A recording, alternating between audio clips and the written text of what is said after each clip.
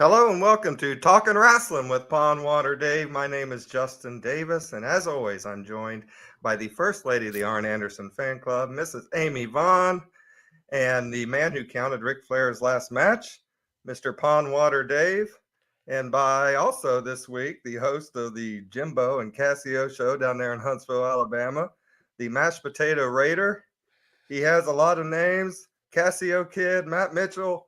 Welcome to the Pondwater Dave Show. Thanks for coming on. Justin did his homework. I like it, man.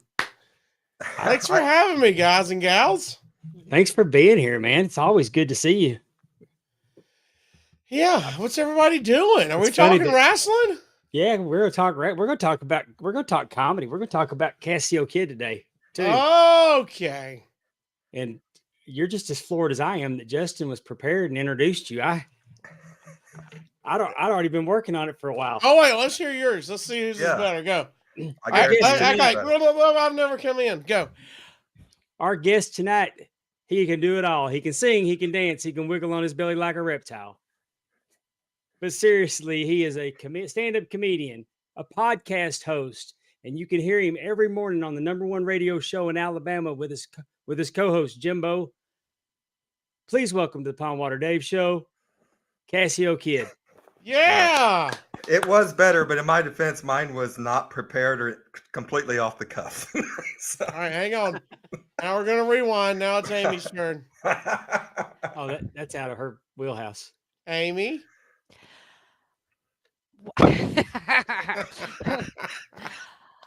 I would love everyone to get together with me, and let's welcome our wonderful guest who you may think you know as co-host with Jimbo on the #1 radio show in Huntsville, Alabama. However, there is more than meets the eye to Mr. Casio Kid.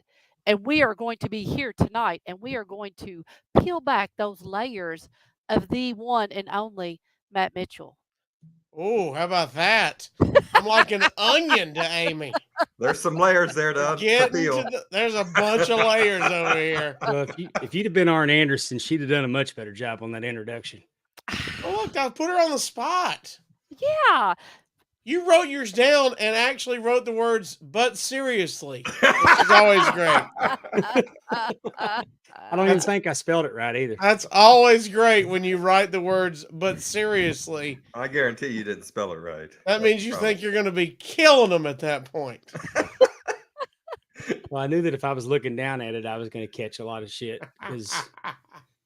So you taped it up on your screen so at you least read you it? Got an introduction. When Conrad was here, that's true. Conrad had to introduce himself because Justin was like, Who's had the best introduction? Corey? Oh, that was pretty good. I feel like. Oh, I got 3 of them. Did anybody else get 3 of them? Nobody has gotten 3 of them. There we go. You got and you're the first one. You're the first one after 54 episodes that Amy took a stab at. So there we go. Yeah. Look, before we get going, I just want to say thank you to all the people in the chat: Terry Weaver, Richie Ray, Allison Faye, of course, the lovely Allison Faye, K-Dog in there with us. So it looks like some of Casio's crew is showing up tonight. Look at that. I know people. We want to get to know you, Casio. I haven't even tweeted the link either. I got to tweet the link. I put it on my Facebook. All right, well, hang on. I just got 3 intros in one podcast. Y'all have got to come hang with us on BWD Pod, baby. Link and posted. Here they come. They're going to come rolling in now. Bring them on. Bring them all on.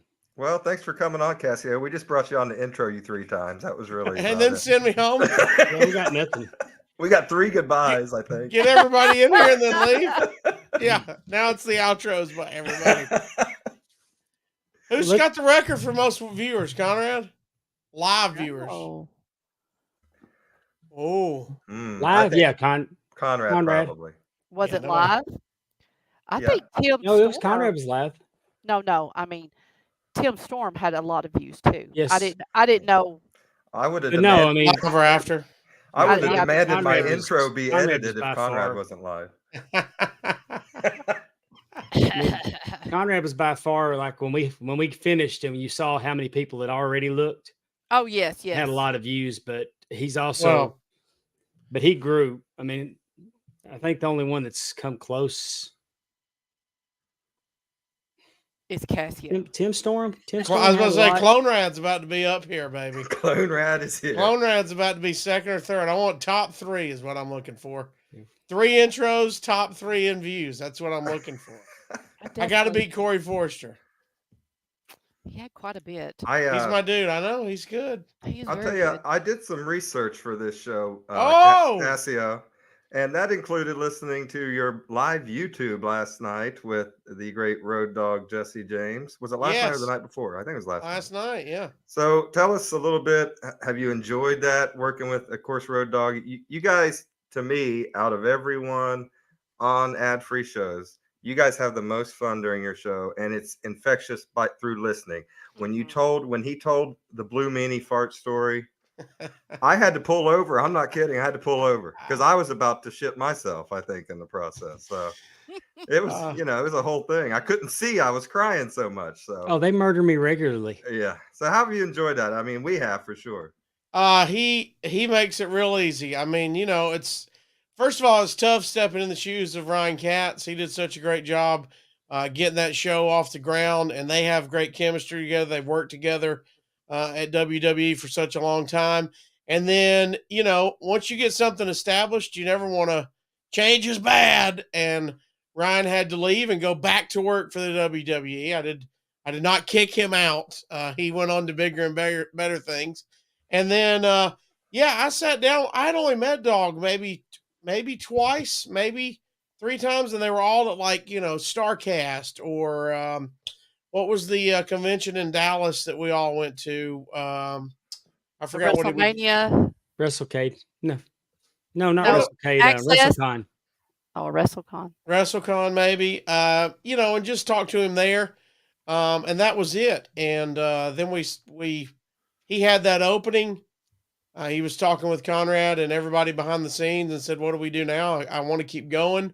And they said, "Well, Casio's available." And he said, "Well, we have fun. I didn't even know that's a thing." Yeah, sure. Try it. And we sat down, and if you've ever met Road Dogg, if you've ever had any interaction with him, that's him. He's always busting balls. He's always having fun. And luckily I do the same. And so we hit it off, luckily. And we have an absolute blast. He says it to me all the time.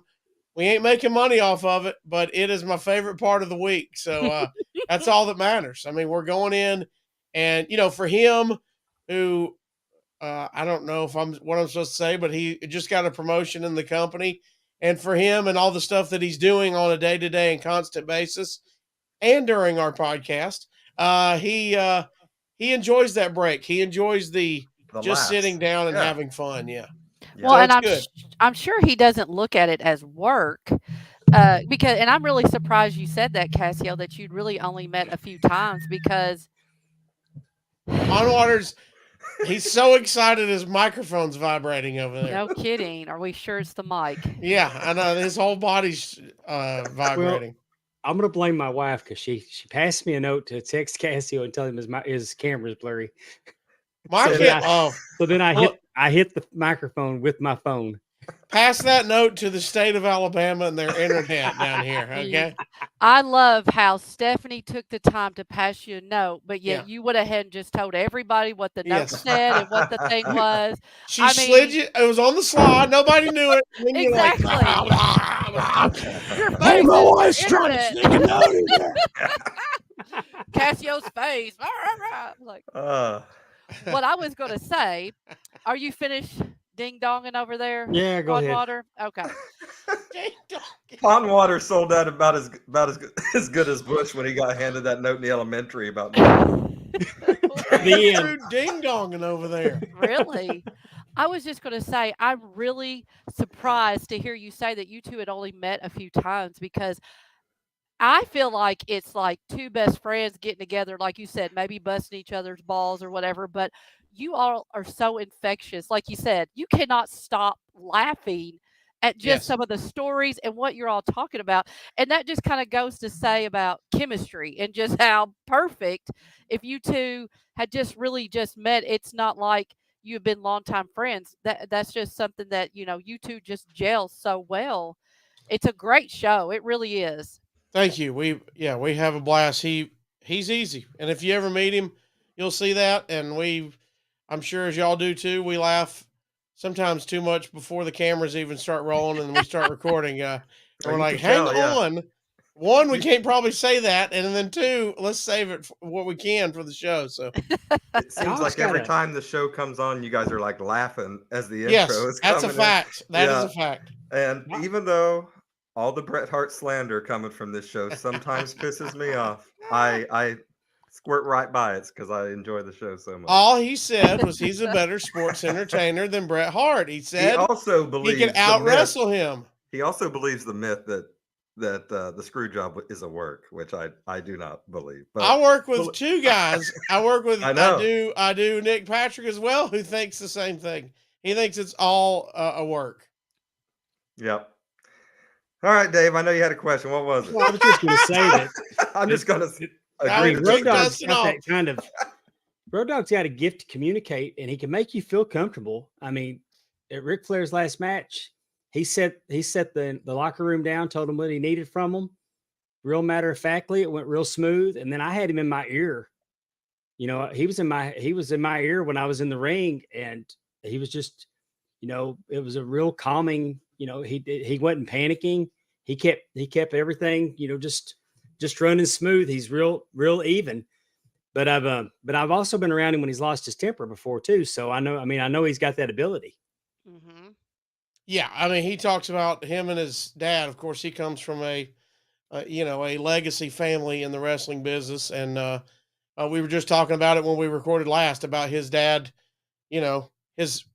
Are we allowed to cuss on here? Are we not supposed to? Oh, he lovingly says his dad's nickname for him growing up was "shit for brains," and he said, "Hey, I heard that a lot, and my dad threw things at me, and he had a temper, and guess what? A lot of us Armstrongs have the same exact temper, and I did stuff to set the temper off. So, he's got that, but I think he's got the control. Also, you've seen it, Dave. He's a former Marine. He's seen that and done that, and had that discipline, and knows when it's time to go to war or do whatever he's going to do, get the job done, and let's do it, and then." Let's goof off when we can and have fun and relax. Mm-hmm. But he's amazing, man. He's absolutely amazing. And knowing more and more, just seeing him work while we've been together, always on his phone, creating things. He does not get enough credit for what he's doing, helping that company out. I mean, he jokingly says, "Thankfully, my best friend's the boss," but he's also pulling his weight at his position. So he does a lot behind the scenes for them, and it's great to see. And we're all glad that they still let him do it too, because we know from other people that work there that sometimes they can't keep podcasting's not WWE's priority.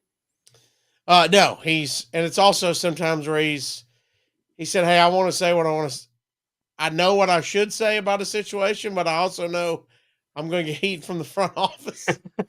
He won't tell me officially, but he said somebody higher up listens to our show. That's what he says. Well, I will say he has not been scared to share his opinion about one CM Punk. That's for sure. No, there's not many people I've seen him just full blown dislike. Yeah. I mean, I have, but openly dislike. Yeah. And CM Punk is one of them, and he'll tell you about it every single time. He does not. He does not hide his feelings about CM Punk. Well, and I'm going to tell you my experience with seeing him I told you he lost his temper. He just got upset. It's because this man genuinely loves the wrestling business. And if he feels like you're doing something that's harming the wrestling business, I believe that's what sets him off. And I think he thinks that Punk was doing some harm. And that's one of his big issues. And I'm not going to share this, what I witnessed, but it was a situation all he could do is like, what the hell, what's going on? Yeah. Why is that guy doing that? Yeah, I definitely think when it comes to the wrestling and that. I have a buddy of ours, independent wrestler Adam Priest here from Alabama, who's a great guy, and he was so excited to get to work with Road Dogg in Georgia. He texted me and he said, "Hey, I'm working an event with your boy, man. This is going to be fun." And so I texted him afterwards, like, "How'd it go?" He goes, "Oh boy, he chewed the locker room out." But he goes, "I didn't tell him I was friends with yours because it was not a good time." He said, but what he was yelling at him about was a legit thing. Was you're on an indie show and they had two of the same finishes in back-to-back matches. And he's like, "Did y'all not talk about anything? Like, I mean, you've got me here. I'm here to help. There's people that know what they're doing here." And so it comes from that place of, like you said, Dave, he's loud and he was mad about it, but it's because he cares about the product. And even on that level, no matter if it's Ric Flair's last match pay-per-view or if it's an indie show, he wants, hey, this is wrestling. This is our art form. This is our magic. Let's work together to put out the best product we can. We're all working together to be the best that we can right now. Can we take a step back and talk to a young Matt and learn a little bit about him? Hey, guys. Oh! Look at that guy. Oh, Yeah. Look at that guy. Looks like a young Chris Farley right That there. is 20 years ago. And so tell me about this picture. Where is it taken? Why were you pointing at me? What is going on? Actually, that's probably 06. Man, look at that hair. Flowing. That was my homemade headshot for stand-up comedy because I started getting booked at stand-up comedy gigs, and they were like, "Where's your headshot?" And I'm like, "I don't have a headshot." So that is in my mom's driveway, and probably my mom took the picture.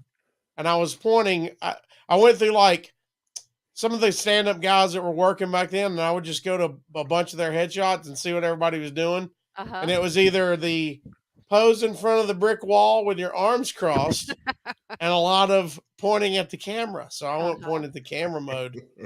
Look at that. Clean cheeks, baby face assassin. I like it. So how early did you start performing? I mean, were you a theater kid in high school or?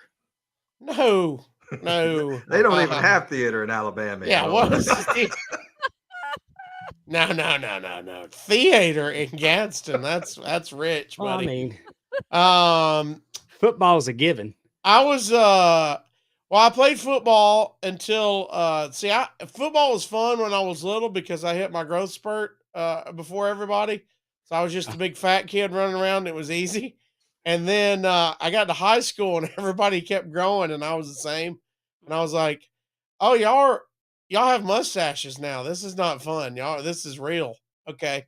So I kind of started in band, and then I was always class clown, cutting up. And then I just figured out my junior year that I would be the mascot. That way I could hang out with the cheerleaders. What is your mascot? Hold on. What did you get to be? It does not exist anymore. The high school doesn't exist, but basically the Ole Miss Rebel. If you've seen the Rebel guy. Oh, okay. So I had the big Johnny Reb hat and the Confederate. I mean, the total awful. I was really hoping he was like a grape or something like that. No. Well, the best part is I wore it one game, and I was like, "Hey, do y'all know the head stinks real bad? Like, it's disgusting." They're like, "Yeah, we haven't washed it in 20 years." Yeah. When we got that new, you don't wash the mascot uniform. And I'm like, "But we sweat a lot. Like, I'm sweating looking at it." And so I created my own. I switched, and the next game, our colors were purple and gold. I had like a purple shirt and yellow duck heads on, and my tennis shoes and crazy socks, and I had a wig, and I would call myself the Bleacher Creature. And I was like, "Hey, can I wear this instead?" They're like, "Try it at the pep rally and see what happens." We had the pep rally, and everybody was fantastic. Everybody loved it. Yeah. got that thing over and didn't have to wear the uniform for the next 2 years. So I love that Casio was like a young JD Hoop making attire right back in the day. Yeah, Like really. he's like, let me just sew this I'll stuff make your right up. gear, man. Yeah, I'll make your gear. Yeah. What It instrument did you play? actually went to 2 other kids, like, because when I was a senior, they were like, "Oh, the bleacher creature's over. You need a protege." So this junior, he had to jump in, and then he had to teach another kid, and then eventually the high school died out. They all combined into one super school now. We could have made the bleacher creature a wrestling gimmick, and you could have been right in Oh. there with Big Booty Judy. It was yeah, the bleacher creature it had the spike hair. I had one that's purple, one that was yellow for a color. Switched that out. Yeah. Had a fake Gene Simmons tongue, so you put it on your tongue and like hung out to here, and I'd just be running around like. Ah. Please tell me there's pictures of the bleacher creature. Probably. I mean, I wish I could find. I wish I could find them. They're got to be out there. They're probably in a yearbook if I could find a yearbook, but I never paid. I think we'll pay some money for those pictures if anyone's in Gadsden, Alabama, and was at the football game back in the I know day. we can get his yearbook from Classmates. Oh, is that on there? The whole yearbook? You can order. Yeah, you can order a yearbook if you want to give like $150. Do you think the bleacher creature deserved a picture in the yearbook? You think he got in there? On I was over. I think that's wild that he could just pivot the mascot to something else, and they were like, okay. Yeah. We don't even care about our mascot anymore. Yeah, Bring on they literally were like, please. You know, the person in charge of me was technically the cheerleading coach. And she's like, I don't have time to deal with you. I'm trying to teach these girls how to do the butterfly dance. So I need you to just do your own thing and get out of my face. And luckily at the games, you have the big flags, you know, the giant flags they have. So that was our deal. I had to run it at the beginning, run out on the field with it, the team and the cheerleaders, and then run every time we scored. And thankfully, we were 0-10 and 1-9, and we barely scored because I would have hated running that flag around. Well, and I understand you did the right thing. You would have passed out because running in those things are hot. At our high school, where I work at, they're the Panthers, so it's a big black panther and a panther head. That thing, I see kids come out of there, they look like they've been in a sauna. Yeah, it's bad. It's real bad. Yeah, I had the similar experience. We all had to try out for Spartan Image. We were the Spartans, but at 5'2", I was not going to beat the Spartan Image. But everybody that tried out and didn't get it were on the banner team, which got to hang out with the cheerleaders. Soccer? We were the bottom of the pyramids. And when they scored, 2 of us had to carry the banner, and we had to run with the banner. But so you were a cheerleader. Is that what you're saying? No, I was on the banner team. It actually wasn't even a banner. It was one sheet of paper, and Dave couldn't hold it up by himself. Because I got tired of being in the band. You know that banner was lopsided, though, because Dave was holding it down here, and that other dude was like 6 foot. It was up there. He said, "Oh." See, I'm being so mean. So crap I do you feel like with Casio. that was the first time that you maybe entertained the idea of, I'm funny, I could maybe do this for a living? Or when did you start thinking, I could do this? This is something I could do. Well, there's 2 moments. There's a few moments in my life, comedy. The first time I remember getting a laugh was kindergarten. And we were out on the playground, and all the girls were on the merry-go-round, and they told me to push. And I started pushing the merry-go-round, and I tripped, and I held on for dear life. We've all been there. You did some physical comedy. And and your feet's getting drugged, and it's just going, right? And I am like, I'm going to die if I fall. I'm literally, death is upon me. And I happen to just pull myself up and start running again. And the girls laughed. And they were like, do it again. That was hilarious. And I was like, oh, okay. And dead man it again. And I was like, man, making the girls laugh is awesome. Yeah. I want to make girls laugh. I don't know why, but I want to make the girls laugh. Yeah. You don't remember making someone laugh for the first time. You remember the first time girls thought you were cool. Yes. I could have, somebody else could have laughed before that, but that was the first time I was like, wait a minute. And then my mom says when I was about 6 or 7, I told her, somebody asked me what I wanted to be when I grew up, and I said I want to be either a brain surgeon or a comedian.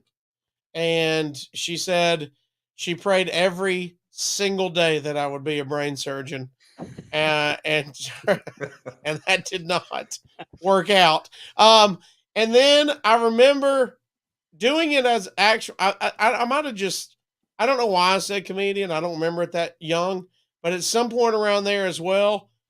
Uh, I think I was closer to probably 10. I um I was at my grandparents' probably a Friday night because we were all hanging out late with my parents. The whole family was there, and they started watching probably Jay Leno. I don't know who, maybe Carson. I'm not sure who was on at that time. I just remember they had a stand-up comic at the end. I think it was Stephen Wright when I look back on it now, and I've tried to find the joke, but I can't find it anywhere. But I mean, it's out there on the internet now, but it's not attributed to anyone. But I think it was Stephen Wright, but it was a comic on a late night television show. All my family was watching it, and I just remember I didn't even know what the joke meant. I just saw my family laugh. He said, "I like my women like I like my coffee, ground up and in the freezer," and my whole family laughed. I had no idea what it meant. I looked around the room and I was like, I don't know what that is, but that was awesome. That in there came out here and got the whole family laughing. And I was like, that's what I want to do right there, is figure out how to do that. Oh, look at that. There he is. So then I got into radio right when I was in college. I went 1 year for computer science because I was good at computers at the time. AKA I could talk on the AOL Instant Messenger chat rooms real fast. He knew how to search up Dave Meltzer. Yeah, I got into radio.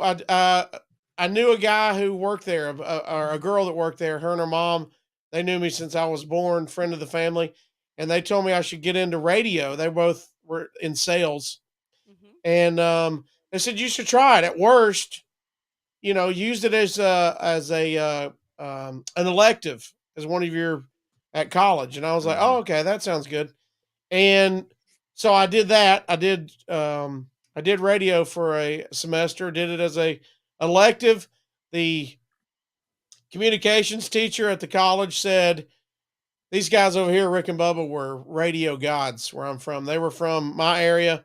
They ended up, now they're on satellite radio, syndicated in over 60 markets. They are radio legends. First, any kind of pay scale in Alabama, they hit it first. First group to make $250,000 a year combined. First to make it $500,000 a year combined. First for $1 million, the whole deal. They were rocking and roll. A certain amount of ads, I'm sure, money wise and all that stuff. They just dominated the ratings. So everybody, it was easy for them to kill it. And what's funny is the communications teacher said, you'll never learn anything from radio. And here these guys are. Just 3 years later, they were already syndicated. I was laughing at going, that's why he's teaching it at the community college in Gadsden. And that's why these guys are on the air actually doing it. So then I got into radio. And as you can see there, I moved to Los Angeles after a few years and accidentally fell into the Tonight Show with Jay Leno. I got some questions. To explain that. No, yes. Well, I got some questions on that. Sure. But before we do, I want to say our buddy Doug Holliday, our Canadian friend, is here in the chat. Doug, I've been praying for you, thinking about you. I hope you're feeling better, buddy. I want to say up here behind me where I am pointing is a Bret Hart drawn picture by Doug Holliday, and it's only one of two, or it's only two of them that he did that's signed by Bret. So thank you, Doug. It's beautiful and I love it. If you have any Casio's Cut merchandise, I'll show that. Did it. Doug Holliday did it. That's right. Doug is, he actually drew a picture of me with my French Bulldog going.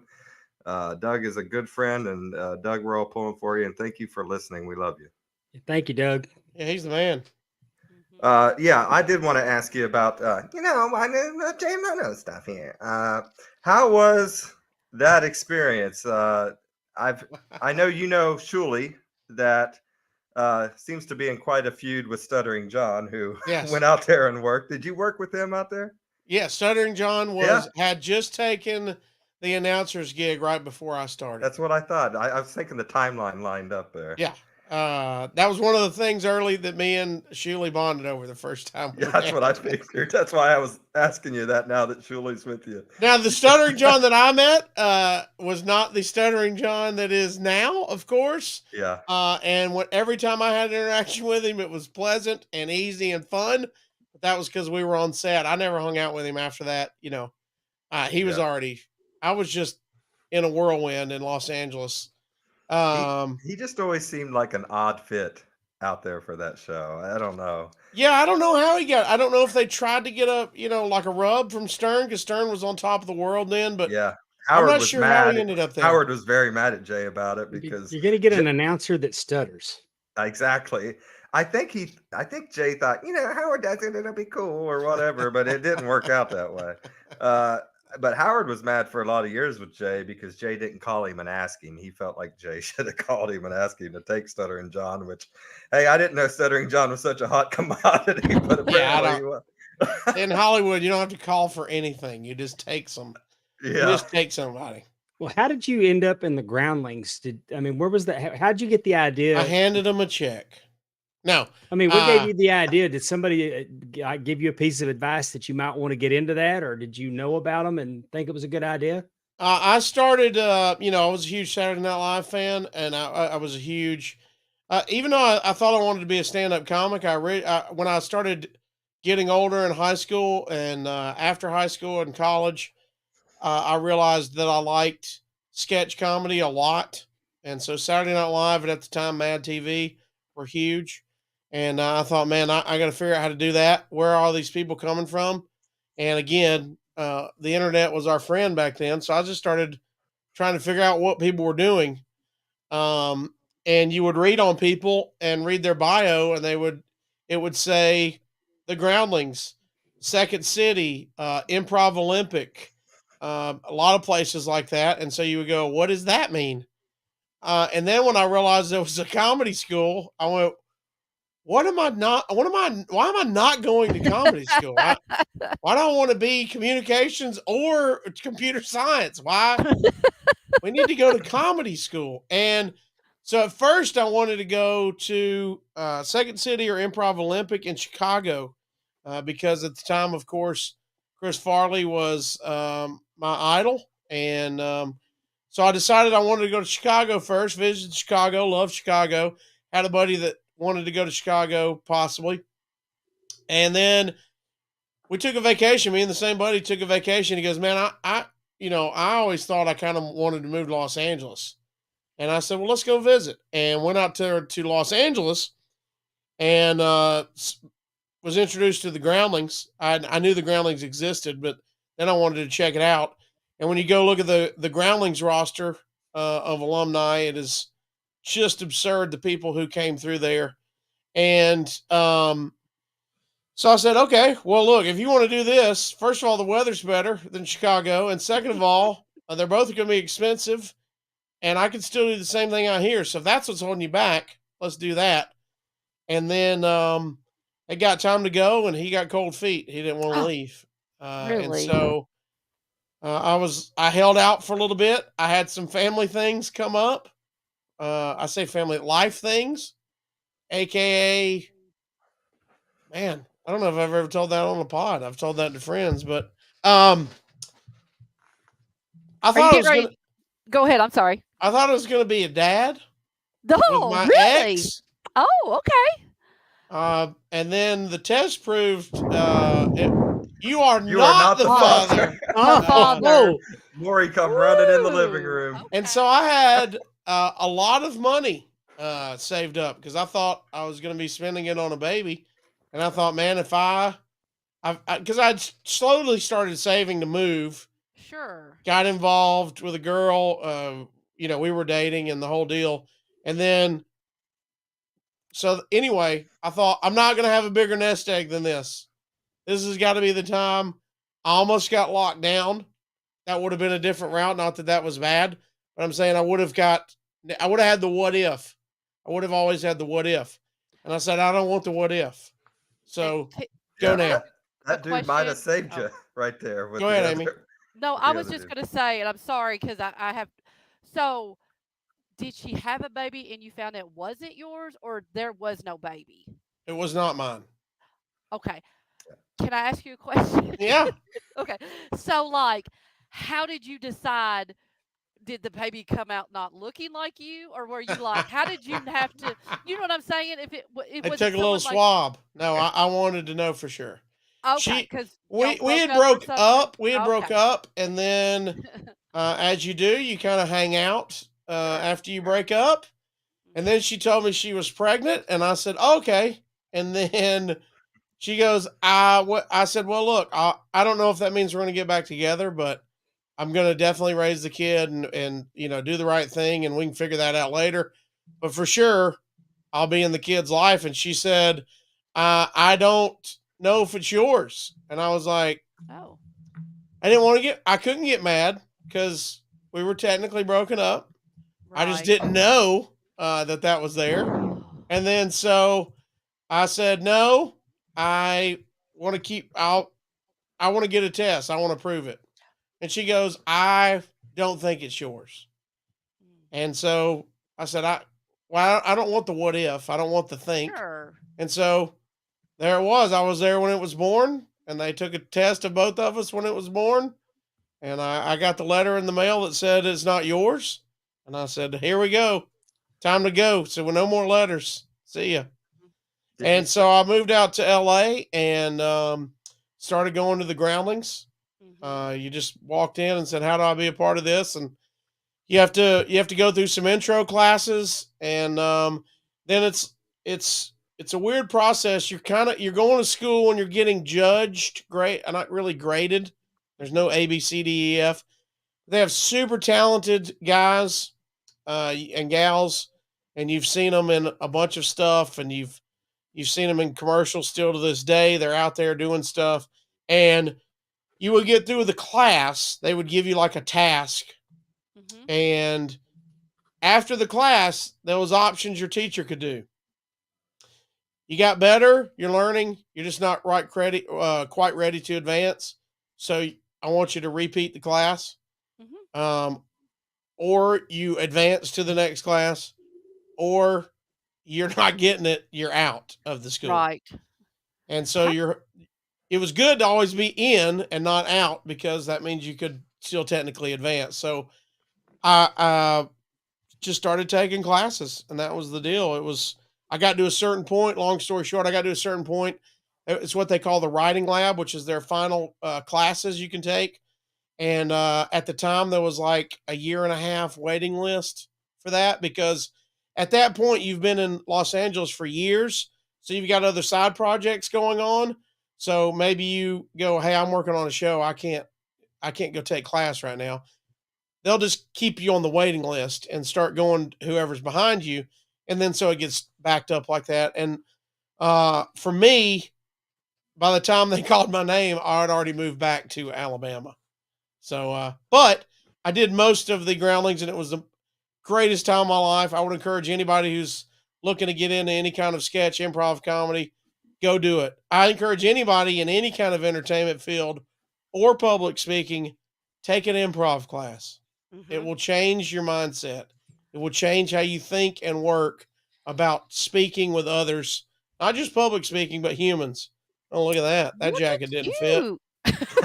did you do any work at the Comedy Store while you were out there? No, I was focused on improv and sketch, and so I was working on in between you're doing production gigs and everything like that. Yeah. And then I was walking. I actually lived about a mile and a half from the Groundlings, which is on Melrose. And one night I was walking to class, and that was when the Leno stopped me and did the man on the street deal. And so I started doing stuff for them. I did my first segment with them, and then went to class. And I got into stand up kind of because I tried open mics in Birmingham, Alabama before I left. That was the only outlet for funny guys. Another stand up comic who was very well respected and very successful, he actually signed me up for my first open mic. But I was just like, I don't think it's my thing. It's a different thing, and it's a different mindset of writing jokes and Mhm. doing it on stage instead of just going with the flow or creating a sketch. And so I got back into stand-up because while I was on Leno, they were doing Last Comic Standing. That had just blossomed into a huge TV success, and they were on, I don't remember what season it was on, but it was a couple seasons in, and the guys who helped book it were also, they booked the stand-up comics that performed on Leno. And so they were like, hey, you should go try out for Last Comic Standing. And I was like, I don't do stand-up. And they go, well, you're funny. You're working with us. And I was like, hey, guys, no offense. I'm not waiting in line and camping out in a tent to go try at something I'm going to bomb. And they were like, well, luckily you know us. So this is how Hollywood works. You won't be camping in a tent. And I was like, oh, front of the line pass, I'm in. And so I started trying to work my sketches into some kind of a stand-up routine and try to figure out how to tell a story that way, and started going to just any kind of open mic night that I could find and try these out for about a month or so until I went on the actual audition. So it was crazy. What do you find harder, the stand-up or the sketch and the writing? I mean, I guess writing goes with both, but yeah. I mean, stand up, you know, you got different brains. You've got people that have, if you've seen Seinfeld, the notebooks and notebooks and notebooks and notebooks. I have no notebooks at my house. I like to get up there. One, I had storytelling kind of in my mind because of radio. You have to fill time in radio, and in stand up, you have to fill the time. But on radio, you just want to laugh and go to commercial and get out of there. On stand up, I got to have a bunch of laughs before I get to that big one at the end. So that was kind of how I had to work on that. And then I also figured out how to get the sketches and the stories on stage. And also, I think what helped me, and is a big fear for a lot of people in stand-up comedy or public speaking, is the interaction with the crowd, because you have a live crowd in front of you. It's unlike any other art form where you're trying to make them laugh with a instant reaction. We don't know how this podcast is going to go. We know a little bit about the chat, but until it's out there in the internet and people are commenting on it, viewing it, you don't know how it is. With stand-up, buddy, you know right then whether it's good or bad. And that's an awful feeling when it's going bad, and it's a unmatched feeling when it's going good. I would liken it to wrestlers. When I talk to wrestlers, when you have that crowd feeding out of everything, they're reacting when you want them to react and how you want them to react, and the spots you're doing are perfect. They've got the chance. I'm imagining it's just like that. It is. There's no drug, there's no anything that will get you there, and that feeling of a instant feedback laugh. And so I think stand-up is harder just because it's an instant pass fail. If you write a sketch and you put it on a reel and it's on TikTok and Instagram Reels and Facebook, you just look and don't get views, but it's fine. It don't hurt your feelings. I mean, you go, all right, I got to figure out how to get more views on the next one. Stand-up is, woo, I got 40 more minutes to try to figure out how to make them laugh. So we're in here fighting right now, you know? And so and the only way to know if something is funny is live fire. You can write it and practice it as much as you want. And until you go do it on stage and do it a bunch of times, you won't know if it's funny or not. So stand-up to me is harder. I enjoy doing improv and sketch better. And I think there's a real gratifying feeling when you do a sketch or now, you know, a reel or whatever it is, and you see that feedback and it's great. That's awesome. It gives you that fire to keep going. But stand-up is definitely harder, as in it's live fire. I think James has got a good question in the chat. I don't know if you want to pull it up or I can ask. It says, how did you come up with the name Casio Kid? Oh, little Jimmy, what's up, buddy? Actually, Rick and Bubba, the radio guys, came up with that. I was 15. Like I said, they were radio gods all the way when I was 15 already. And on Friday nights, they did a high school football scoreboard show, like a bunch of small towns in the South do. where they would just give out the scores all Friday night. Well, they're silly and goofy, so they put their own spin on it. So they had a great Friday night show where they would they'd call around and ask who had the best bathrooms and give the Golden Plunger Award, or who had the best concession stand food, or who had the best band. And then if they picked your team of the week for whatever, they would actually come to your pep rallies and come to your school. So now all the kids are rooting for Rick and Bubba to come to your pep rallies. So they did a chant there. They would do this chant at the time, and it was kind of goofing off. They would do the chant. It was an old cheer. And so one night I'm sitting at home with my buddy. I'm 15, and we're listening to the radio, listening to the scoreboard show, waiting on our high school to pop up, and just listening to them laughing. And we were playing around with the little Casio keyboard. Uh-huh. And I said, I'm going to call in and do their chant I just pushed the button, it made the music by itself. And I was like, I started doing that chant, and he goes, you need to call and do that. You need to call and do that. And I was like, okay. So I was like, there's no way we get on. And I'm called, and the guy's he's like, what do you want to do? And I'm like, I want to do their chant to some music. He's like, oh yeah, that's great. Hang on. And I'm like, oh God, it's real. And so they answer, and they're like, what do you got? And so I go, boop, boop, boop, boop. I push the thing, and I do the chant, and they're laughing hysterically, and they're like, oh my God, that's great. What's your name? And this all happened in 1 second in my brain. I almost said my name, and then I went, man, all the cool kids are out with their friends right now, and I'm 15 on a Friday night, sitting in the room with a keyboard with my best friend. This is lame all of a sudden. And I was like, I can't tell you. And they were like, what? And they were like, you got to tell us your name. And I was like, I don't have a name. And they're like, you're the mysterious Casio Kid. Because baby face, tiny voice. And I said, yes, I'm the mysterious Casio Kid. And they were like, that's awesome. And the next week, it was their theme song to their Friday night show. And they're like, our new theme song by the mysterious Casio Kid. And I was like, what is happening right now? So I would see them and introduce myself. And then fast forward 4 years later, I'm in college, and I go to intern with them, and I'm the mysterious Casio Kid. They give all their interns names. So I was like, hey guys, I know y'all might not remember, we only met in person like a handful of times, but I'm the mysterious Casio Kid. And they were like, oh yeah, it's you.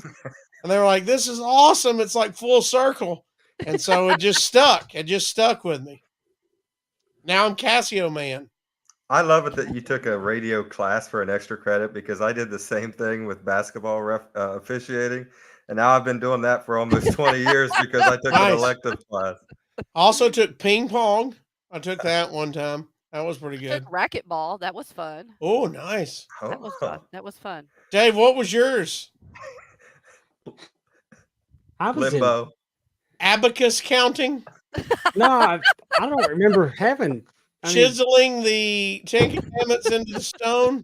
I was in theater. I was in drama, so I think it had something to do with acting. Ooh, very nice.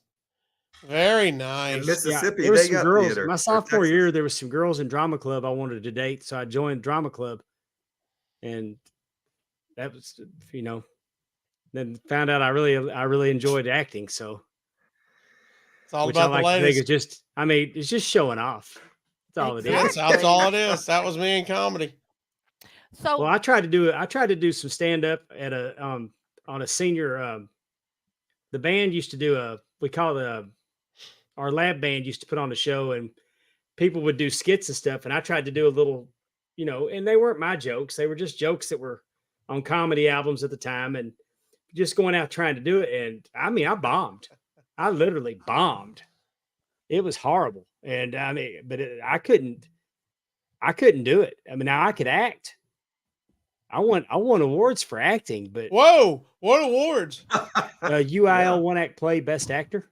Whoa, what? All the way up to region, and we didn't make it. Bus Stop. Bus Stop. Oh, Bus Stop.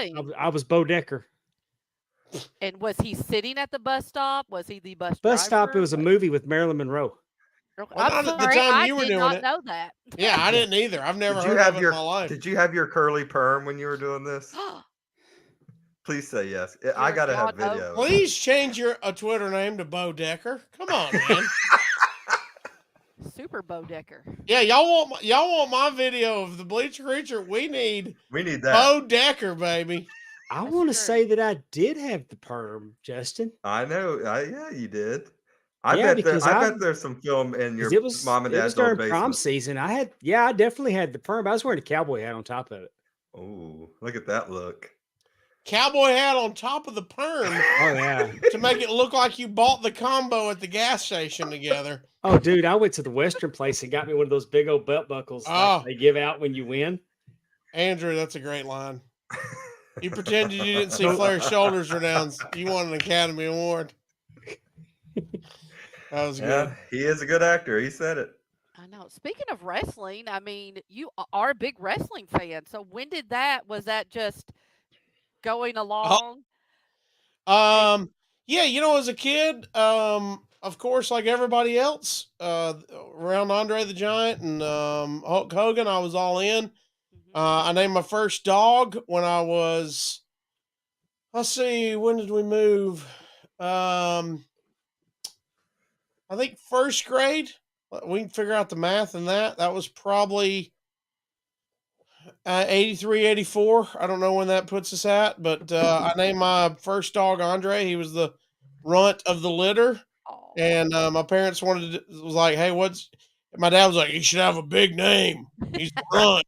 And I'm like, well, there's no bigger name than Andre the Giant. So his name's Andre the Giant. And they're like, Andre's not a very good Southern dog name. We're in the front yard. Andre, where are you, Andre?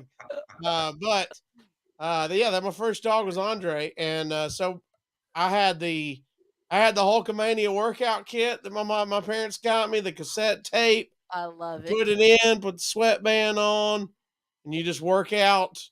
That was my mom had an awkward incident. I had the Hulkamania workout kit.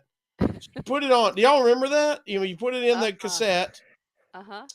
And it came with a headband that said Hulkamania and some wristbands. And then you put the cassette in and he would tell you, hey, brother, eating my vitamins and saying my prayers. And all right, here's what we're going to do now. I think it might have came with weights, maybe like some, 1 pound dumbbells. And they're like, we're going to do push-ups and sit-ups, brother. And I'm like, I'm just this fat, pudgy kid. And so I'm in my bedroom. He got winded saying his prayers. Yeah, I'm down on the ground and I'm doing sit-ups for the first time in my life, probably.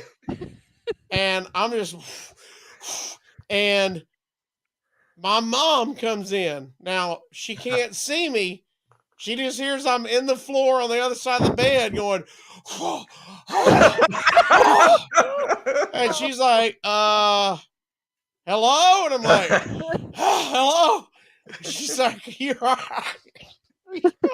She would have bet that he was. Are you okay? And I was like, I'm almost finished. And she's like, I'll come back. And she just closed the door and left. And then I come out with my Hulkamania gear on. I'm like, hey, brother, look at these pythons. I got the big python now. So that was your mom thought you was in there with your thermos. Well, I just think that it's funny that that was her. That was mom didn't have exercise on his bingo card on her bingo card for him. Of all the things I was doing, she was not down there doing sit-ups. I promise you that. It was. Oh my gosh, that's so funny. Casio was hanging and banging with Hogan on the video, trying to get in shape. Oh my God. And so man, I was all in then. I don't know when I technically faded. There wasn't like a moment where I was like, this is stupid. You just kind of, you get older and you kind of fade. And as you know, a lot of the cool kids weren't watching wrestling. So then you're like, okay. And then you're driving around and anyway, at some point, luckily for me, right before the Monday Night Wars popped off, I got back into it. And then when that, everybody I knew. That was when it was cool again. Everybody was there. We were having nitro parties. It's famous. I've told Eric Bischoff to his face. I wish he would have picked we made a video that I thought, man, I don't know how we're not going to win the nitro party. They would have that, send your tape in. We had the old school blinds, and we had one of our dads. He drew the WCW Nitro logo in Sharpie on the blinds. And so one of us had our face in the kitchen window. We're like, is the party happening? And the dad was great. He had the twist thing that closes the blinds. He hooked it up to a power drill so it go like super fast. And so like, is this where the party's at? And it go, and it closed, and it was the Nitro party logo, Nitro logo on the blinds. And we're like, this is television, people. They might hire us to create graphics. Look at this and stuff production. Look at this production. So then we're having the party. We moved his living room like it was a horseshoe, like all the couches and chairs all in a horseshoe. And I'll never forget my buddy. Shout out to Brent Elliott. If y'all ever meet him, you can ask him without me even pressing about it. Ask him about the Nitro party. In the mid party, he was like, well, let's do a scene where we're all cheering. We're watching along, and the Nitro girls come dancing, and we all start cheering. And as they're cheering, I just spear tackled him from across the room into the couch. And he's like, to this day, I have a herniated C4, I'm pretty sure. All because of that spear. Because he was not expecting it. And I was full Goldberg. I was working stiff, brother. Okay. And I called the spot in my head, and he didn't hear it. And so bam. Well, and I'm like, man. In fairness, WCW was not saying do not try this at home. No, they were not. We were trying it at home. We had a blast, sent it in, could not believe. And of course, everybody's like, well, we want to see the tape. And we're like, we're dumb. We just sent the only tape we in. Don't have it. And we didn't. Eric Bischoff's got it. And when I started hanging out with Bischoff on a regular basis, I was like, dude, how did you not pick? Like, who was in charge of that? Who didn't pick it? And he's like, bro, they went straight to the dumpster. Every single one of them went straight to the dumpster. I'm like, oh, you've broke. I don't want to know. Kayfabe. Keep it kayfabe, Eric. Tell me we were second place. So yeah, that was when I was huge Goldberg mark. Goldberg won the championship on my birthday. I'll never forget that. I was in the radio station working an overnight satellite TV syndicated radio show. Had the little TV up in the corner. Goldberg winning on my birthday. I was like, this is the greatest birthday ever. I got Goldberg winning and getting the belt.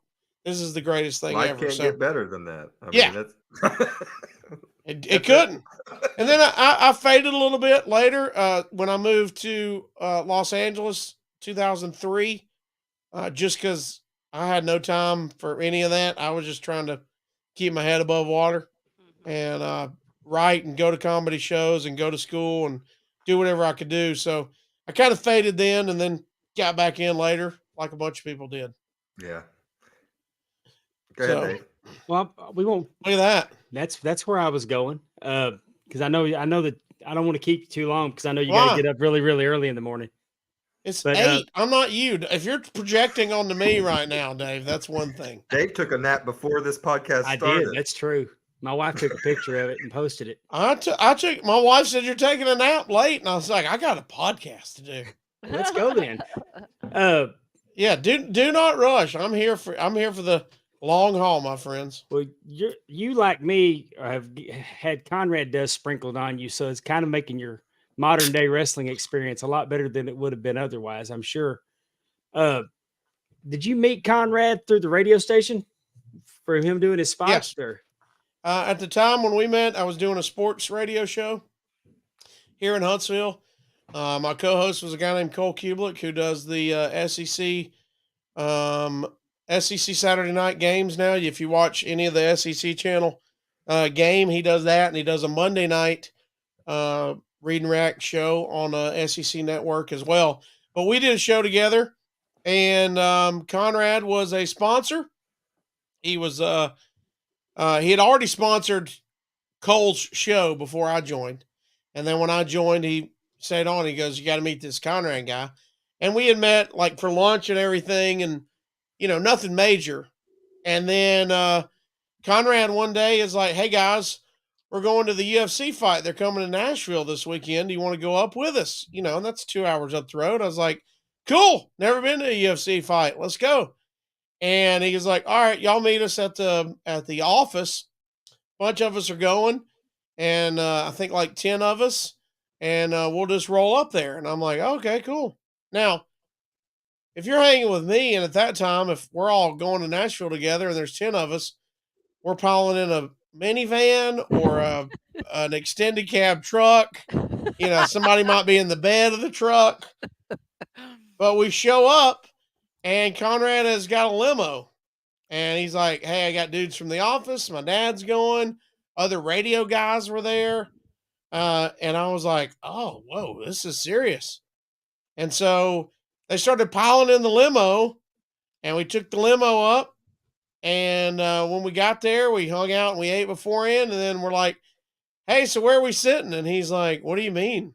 And I'm like, "Where are we sitting?" And he goes, "The front row. Where else would we sit?" And I'm like, "The back row. That's where I would sit." And he goes, "Dude, I don't sit on the back row." And I'm like, "Okay." And so we had the whole front row of this UFC fight in Nashville. And I was like, "Wow, this Conrad guy likes to do stuff in style."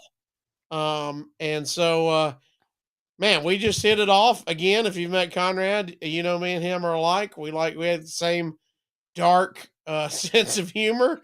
Sometimes a little too dark and ether, and we'll ether each other, but we hit it off and started hanging ever since then. And then I moved radio shows. He came over there and was a sponsor there and called into my show. And then during all that time, Conrad Enterprises came off the ground and blew up, was created and blew the hell up. So it's been awesome to watch that guy, one, have that success, but the success that he deserves. He's the hardest working guy I know. Dave, you've seen how his mind works. I heard him say one time, I don't know if he got it from somebody else, but it's something that stuck with me and that describes him to a T. There's a lot of idea people in the world. A lot of people have great ideas. There's not a lot of people after that can make those great ideas happen. And if you've ever been around Conrad, if a great idea happens, it is not, "Man, that'd be fun. Maybe somebody will do that one day." It is, "How do we make that happen right now?" Mhm. And Yes. that's how he works. And he's never changed no matter what it is. And A lot of stuff in our group chat was, we were like, "It happens. We're doing that." yeah, that was a real talk. He'll just go, "What if so-and-so? What if this were to happen? What would you want to see? Or what would you think should happen?" And Dave knows that. And everybody just starts chatting. And then it's, "Okay, cool. It's happening." And you're like, "Wait, what? You're not putting on your own wrestling convention. That's not a thing, right?" "Yeah, that's the thing." "You're not putting on your own pay-per-view." "Yeah, that's the thing." So what separates him from a lot of others that I've seen up close and personal, there's a lot of great idea people. There's not a lot of people that make those ideas happen and figure out how to make those happen. And I think that's what he does best is, one, he has an eye or an ear, whatever you want to call it, for great ideas. So there's a lot of people that go, "I can make stuff happen, but I might always pick bad ideas." But not Conrad. He has a great eye and ear for that, and then figures out how to make it happen and make it successful, which is incredible. And that's why it's been fun to see it get bigger and bigger for him and more successful. And yes, as a byproduct, we get a little Conrad dust sprinkled on us. Look at that guy. That's all Conrad dust right there. And I Yeah. like you've got the same shirt on. Oh, look at that. You do. It's Perfect. Maybe match. it's subconscious. always 80s night. It's always 80s night for Casio. I saw the thumbnail, and maybe it was subconsciously in my head earlier today. Hey, Maybe so. let's go back to Cole Kublik for a minute. You told me a story once And I never realized that there was a limit on how many Crystal's burgers that you could buy. Can you tell that one? There's not a limit. The story was, how do we get to there? I was about to say it'll be another hour podcast if I tell the whole story. But Cole Kubelik, to set the stage, is a former Auburn starting center. He's a very large man. I would say 6'4" and playing weight well over 300 pounds. Okay. And so he's a good guy to have on your team. You know what I mean? If you're like me, I'm a lover, not a fighter. I'm not even a good lover either. But if you're going to be a lover, not a fighter, you need not a fighter, but at least a guy that looks like Cole Kubelik. So a lot of that stuff will get squashed immediately. But we had some beverages and had a party. We were in Auburn and went out and about. And, we got kicked out of a nightclub. Amazing story there because you guys will appreciate this. The nightclub is a supper club in Auburn, Alabama. It's the music venue to go in college at Auburn. And my buddy David Lynham, who is in a band who I do another podcast with as well, the X5 podcast, he at the time he was playing there at the supper club. And Cole used to do a pregame show on the Auburn network and, before the Auburn games. And I was in town from Los Angeles. He told me to come sit in on the pregame show and cut up with him. And so I cut up with him. And then afterwards I said, hey, my buddy's playing at the supper club. And he goes, I can't go to the supper club. I'm banned. And now he played in the late 90s to 2000. This is now about 06-ish, maybe around there. So he's been gone. And I'm like, buddy, first of all, at a bar, they have such great turnover. Nobody is working there that knows who you are. He goes, buddy, I'm banned for life. And I go, they don't know you exist, Cole. Okay. If they do, they probably don't know it's the guy who got banned. And I'm like, he's like, all right, I'll go, but they're not going to let us in. And I'm like, all right, got it. And so we get there. And of course, if you've been to any famous bar at a college town, there's 100 people in line. And they're at fire code, and they ain't letting everybody in. You just got to wait till people leave. And so we're standing there, and I see this giant bouncer lean out the line, and he goes, Kubelik, you're banned. He goes, I told you. And I was like, oh, that's amazing, man. I was actually impressed. I was like, yeah, that is impressive because I like, thought you were going to tell me that because every college bar has like 30 pictures on the wall by the door. Like, don't let these people in. Right. I thought it would be when he got to the inside and they saw the no, this guy was looking for They saw him towering over the rest of the line and leaned out. And I said, well, look, I hate that I waited this long now to ask why you were banned for life. For one, I thought you might have been exaggerating, but two, why are you banned? And he was like, well, apparently the Gallagher machine is not a urinal. And at my inebriated state, it was a urinal at the time. Oh. And I was like, okay, yep, that checks out. They're probably not happy with that.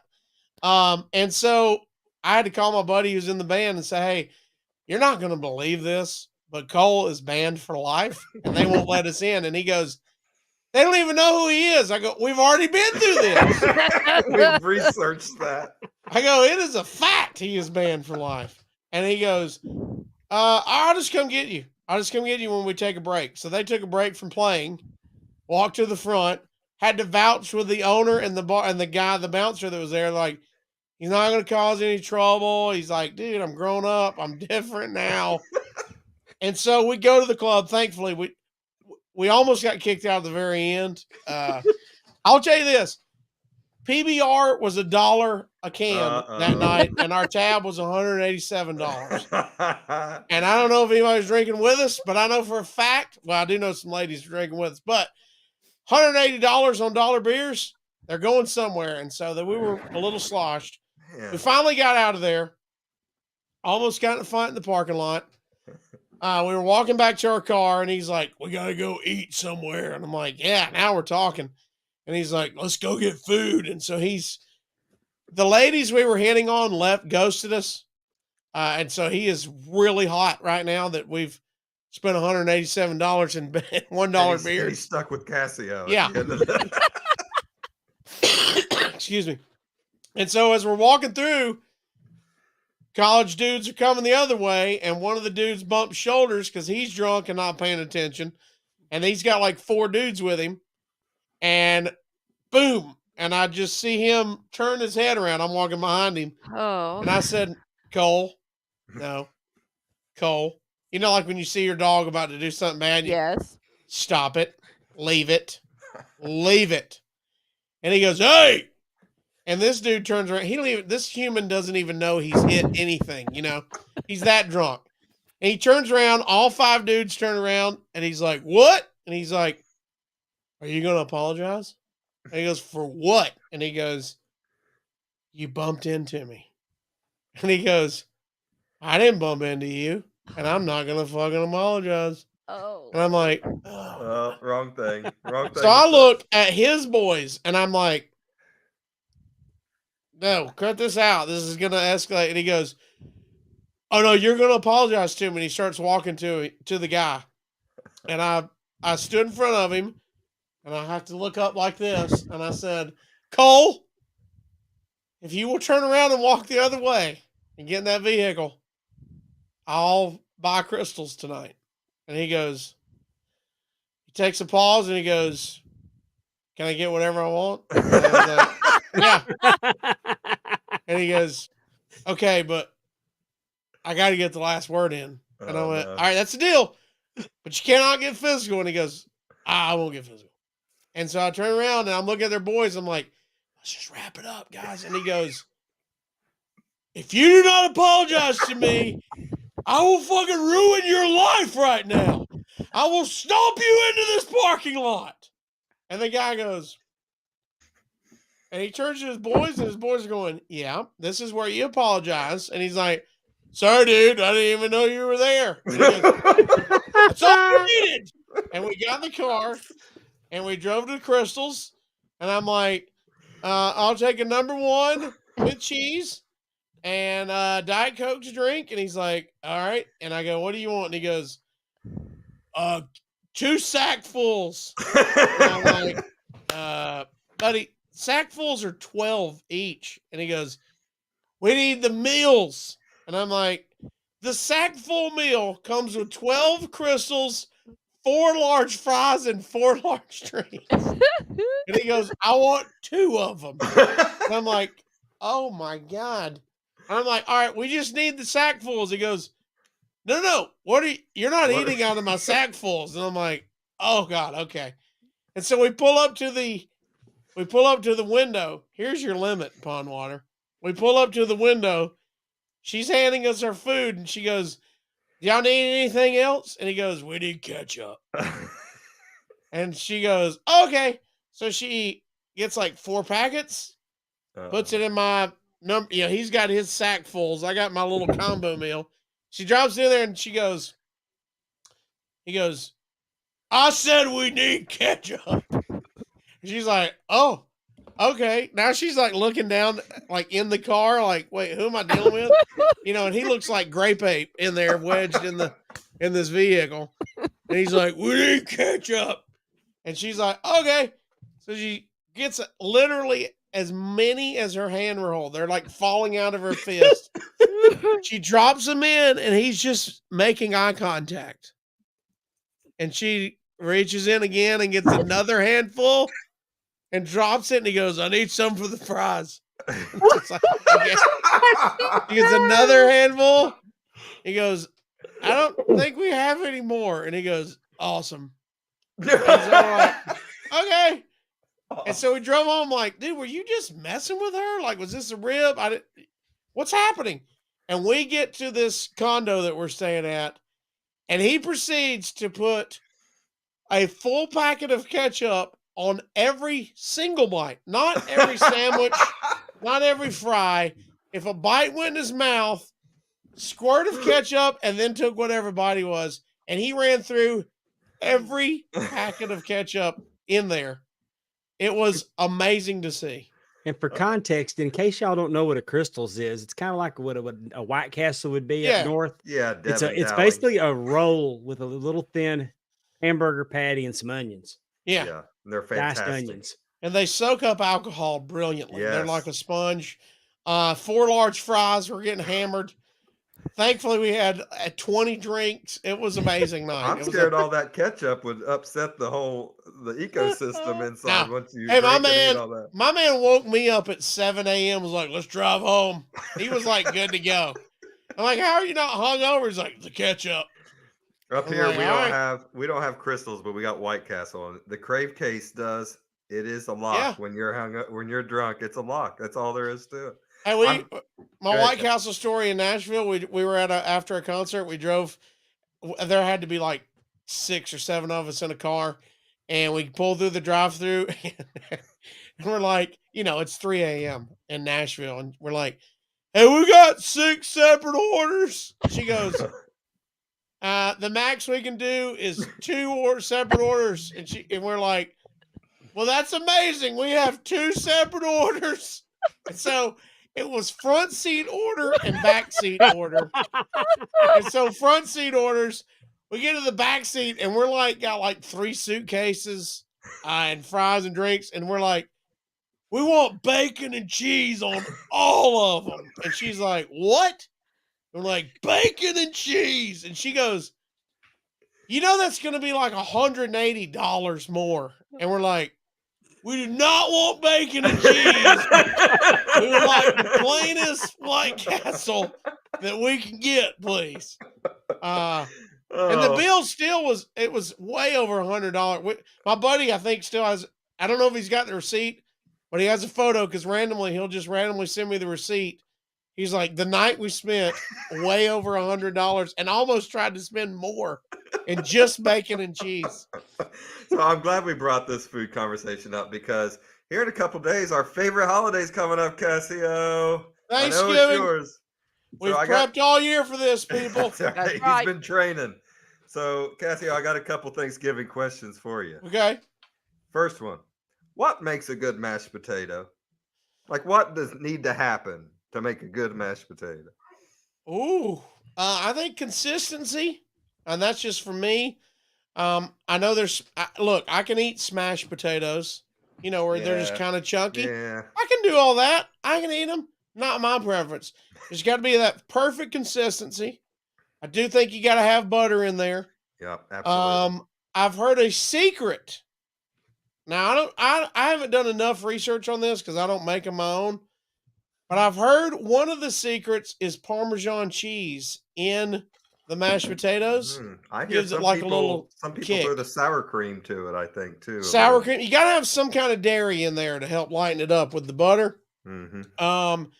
I do think also if you can get Yukon Gold potatoes, those are the best potatoes. That's important. I do feel like that's important. That's not the talked about potato. enough. Yeah, we can get the cheap ones that got already like the other potatoes growing out of them, like my family got. But if you can get the Yukon Golds, those are your best. You know what? You know how when you go to the family Thanksgiving if it's good mashed potatoes or not? If there's a bunch of butter sitting on top of that crock pot of mashed potatoes, you're in good shape. If you don't see like a pond of butter on top, just gotta have the butter. Yeah. Now, I always forget the name of it. If Conrad was here, he always remembers it. There's a steakhouse I believe it's the MGM. It's where they have the UFC fights, and everybody goes and eats after there at the steakhouse right there in the casino. Last time we were there, Joe Rogan was eating there, the whole deal. Like everybody goes after they wrap up, they just walk over there and eat. Very nice steakhouse.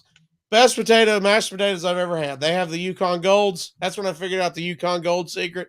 Mm-hmm. But it is there. Best mashed potatoes ever are there when you go there. So does Big Booty Judy make a good mashed potato for you over there? She actually does. And of course, this is sacrilege, but she's healthy. She makes mashed cauliflower that is kind of like, there's also mashed polenta. Basically, you can get the same consistency. She actually dolls it up enough. Yeah. I know it's not mashed potatoes, I know with the first bite, you didn't have to tell me. I'll go, I don't even want to know what it is, but I know it's not potatoes. I appreciate that. But the fact that she knows we're eating healthy and wants me to get that mashed potato fix, you just need something. You just need something. Yeah. I mean, you went to college. We'll have the powdered mashed potatoes right out of the bag. We don't care. We'll do whatever we can. I got a box at all times. I keep that thing on me, all right? I got a box in the cabinet at all times just in case I need to break them out when nobody's here. So, all right. I'll eat the box. Here's my second Thanksgiving. Allison paid craft steak. It might be craft steak. Tom Colicchio's or something like that. My second Thanksgiving question here, and I'll get out of here with this. Give me your most favorite side and your hated mashed potato side, or Thanksgiving side that you would. Obviously, your favorite's probably gonna be mashed potatoes, I would assume, unless there's something else at the Thanksgiving table that you would. Okay, wait. I was texting Conrad the name of the deal because it mind engined me. So I heard you want best and worst side. Yeah. Mm-hmm. We'll obviously exclude mashed potatoes. Yeah. Now, first of all, I need to let you know if we're going to pick side, we're going to talk Turkey Day. I always vote ham over turkey. Oh, see, that's a mistake. Well, here's the deal. Here's why. If you've ever cooked a turkey, and I've tried it myself, turkey goes undercooked. Yes. It's done. It's overcooked. Like that fast. I'm so glad you said that because this window. I asked my kids in my class this week, do you like ham or turkey better? And a bunch of them voted ham. And you know why? They said, my mom overcooks turkey every year. It's turkey dry. That's when I just throw the gravy to that bitch. I don't care. Yeah. So, look, if turkey's done right, it's amazing. Yeah. I just think if we're going to go consistency, you got to get the ham. But is dressing a side? Yes, that's absolutely a side. Dressing is the best, hands down. You going cornbread or just regular? Yes, my dad made the best dressing ever. It was cornbread. He no shortcuts. Did the cornbread. He's got the chicken. He needed the chicken broth for it, which is one of his secrets. So he would actually boil the chicken and get it down and use the actual deal. So dressing is it. And by the way, dressing is not stuffing. So you can take stuffing and you can go kick rocks with it. Okay. It's awful. Dressing is where it's at. That's my if you just give me a meat and dressing and mashed potatoes, I can deal with that all day long. Okay. What we kicking out? What we throwing in the trash as soon as you see it on the table?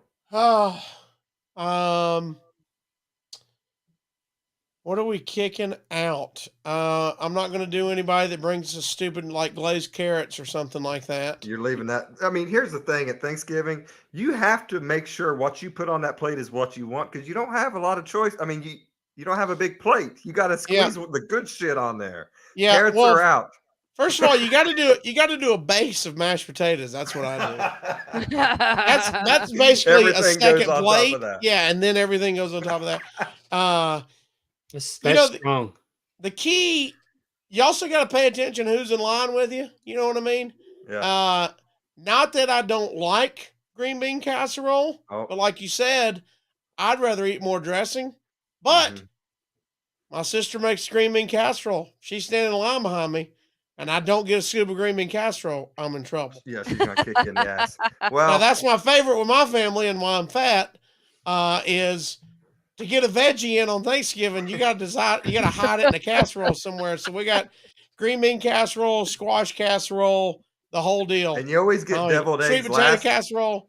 Oh, deviled eggs. Deviled eggs get eaten in the line.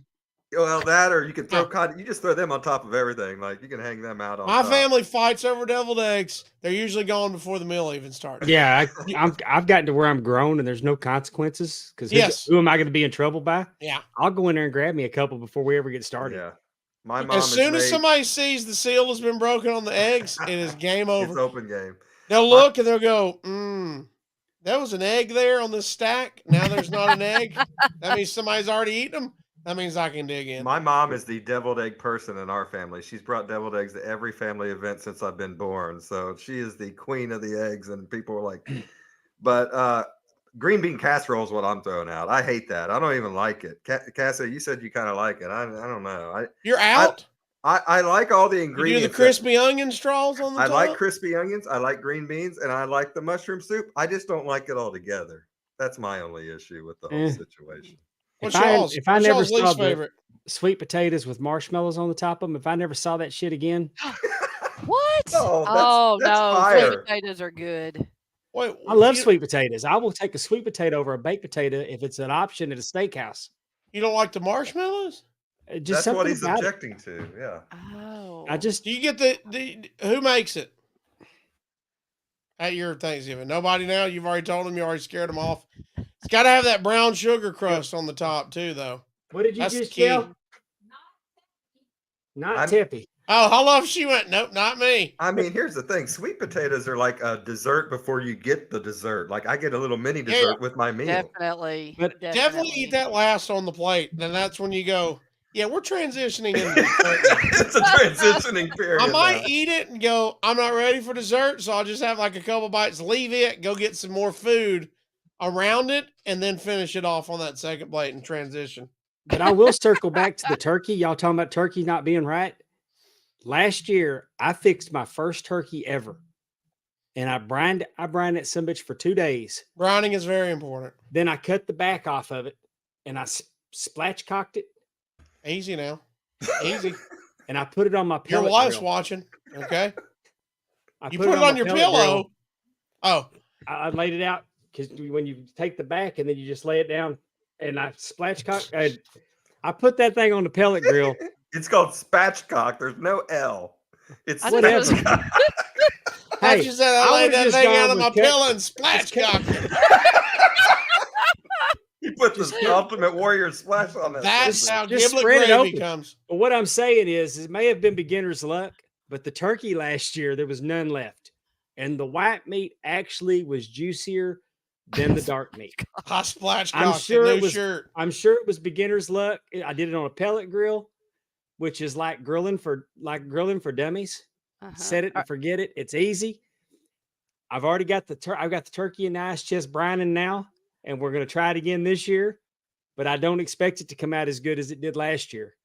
But normally I'd just get a little bit of turkey and then load up on all the vegetables and get me one of those big ass Chinette platters and Heck yeah. not paper Now look, plate, platter. The technology has really helped the turkey game because now you can get the thermometers, the Wi-Fi thermometers, and you're ready to go. My wife, she, of course, she's being an engineer. She has to figure out how to do everything herself. She started frying the turkeys herself. Oh. Yes, That's Justin, dangerous. thank you. That- It was incredibly dangerous. And it was fun to watch, but incredibly dangerous. But if you can get that thing in there and got the thermometer and ready to go, it was some of the best turkey I've ever had in my life. So if you can nail turkey, it's awesome. And she did it. And now you had beginner's luck. I don't know what you're doing spatchcocking on the pillow, but He spatchcocked it. that's not how you brown it in my house, brother. I've smoked mine the last couple of years and I've liked it, but I think this year I'm going back to the old school oven, just going back grandma's style on this thing this year. Cool. Yeah, my dad used to have that big pan with the lid on it. That was his old school deal. Hey, did you have the things Dave was talking about, the paper plates? Did you have the little things that go under the paper plates for more support, like the little Wicker. wooden- like a basket wick- weed? Yeah. the Yeah. wicker Oh, yeah. things. Oh, Well, yeah. those weren't those. Look, that was luckily the year my mom started working at Walmart and we got everything on layaway. She just put it on layaway all year. That's how we got Christmas and things for the house and everything. But yeah, I mean, clearly Pondwater Dave was born with a silver spoon in his mouth. If he's got paper plate holders, okay. No, we Fancy. use the Chinette. I'm just, The even Chinette. more, even more. The Chinette Yeah. platter. We didn't have My any of that. goodness, son. No, hell But no. I have seen the wicker. I have seen the wicker paper plate holder make an appearance. I think we had them, and I think it's because they got handed down from another generation. That's right. I don't think my parents bought. You know, you always get like 3 or 4 things from your parents. They're like, "Hey, take this," and then Yeah. your parents got that from their parents. They I were feel they like- were left when we moved in. I feel like we use those in the summer. Like for some reason, I'm thinking more of a picnic. Yeah, Yeah. outdoors. Yeah. That's a barbecue. Well, because action. you don't have enough places Yeah. to sit outside, so you need that little support Yeah, for little the paper support. plate. Good call there. Has anything been going on in the Little Debbie world over there with you? Anything new? Hey guys, don't tag me in the candles anymore. I've seen them. Oh. Okay, Oh, I get 100 a day. I got them. I've seen them. I'm all over it. I did enjoy your Little Debbie ice cream reviews that you and I think they Big got some Booty new Judy. flavors though. I got to jump on Uh-oh. those. I'm getting tagged. I think they got a couple new flavors this year. yeah. Yeah, that was super good. They actually they did a better job than that. Usually when you see one of those combos, because the worst, I don't know if you saw, I put it up online a few months ago, but they did the Hidden Valley Ranch ice cream, and Ooh. wow, Yeah. that tasted like Pondwater Dave's pillow after he splatchcocked on it. It was the worst thing I've ever had. It was. I almost threw up. I saw they had a threw up. Kraft macaroni and cheese ice cream too. Oh. I've seen they got that Don't know candle. about Hey, that. buddy, he's back. He's back. I've seen they've got a candle, a mac and cheese candle now, and everybody is smelling it, saying it's awful. So we'll have to see on that. But Little Yes. Debbie, my next goal is they now have a Little Debbie park out at their factory. I heard you mention this to the Road Dog this last week. Yeah, Doug Markham, my first wrestling ref friend, not Pondwater Dave. And he loves Little Debbie. He does love Little Debbie. He was on the show with me a couple times. We talked it. He went up there and said it was fantastic. So that's my next deal. I'm trying to talk him into acting like I'm a big celebrity, and I hope they would give me like a behind the scenes tour of the that's factory. what I was going to say. Are you going for Jay-Z's gimmick? He's the Bojangles champion. Are you trying to come in? I'd be the Little Debbie kid. Yeah, I'd be the Little Debbie Luchasaur. I would be the man. Is the factory in Chicago? I mean, not Chicago, Chattanooga. Isn't that where it's outside? Yeah, just outside in Tennessee. It's just outside Chattanooga. So that's like an hour and a half for me, 2 hours maybe. And so that's my next deal. I know somebody listened to them. I don't know if enough people tagged them and sent them and stuff, and I did. But back when I had the Casio's Cup podcast going regularly, they sent me boxes of stuff. They sent me Christmas gear. I've got Little Debbie toboggan and scarf. Yes. They sent me the pumpkin rolls when they came out. So somebody was listening at that point, and I don't know what happened, but I got to get them. That was also COVID, so I think now they've opened up. I need to get back on the train and see if I can get that behind the scenes tour. Yes. You mentioned your wife's got you eating healthy, so that has to cutting into trying to get your snack foods. And look at her. This is their wedding picture, y'all. They got married in Ric Flair robes. He got sexy for his wedding. That's the sexiest I've ever seen that man look. Look at it. That's what mashed cauliflower instead of potatoes will get you right there. Those are actual Ric Flair robes.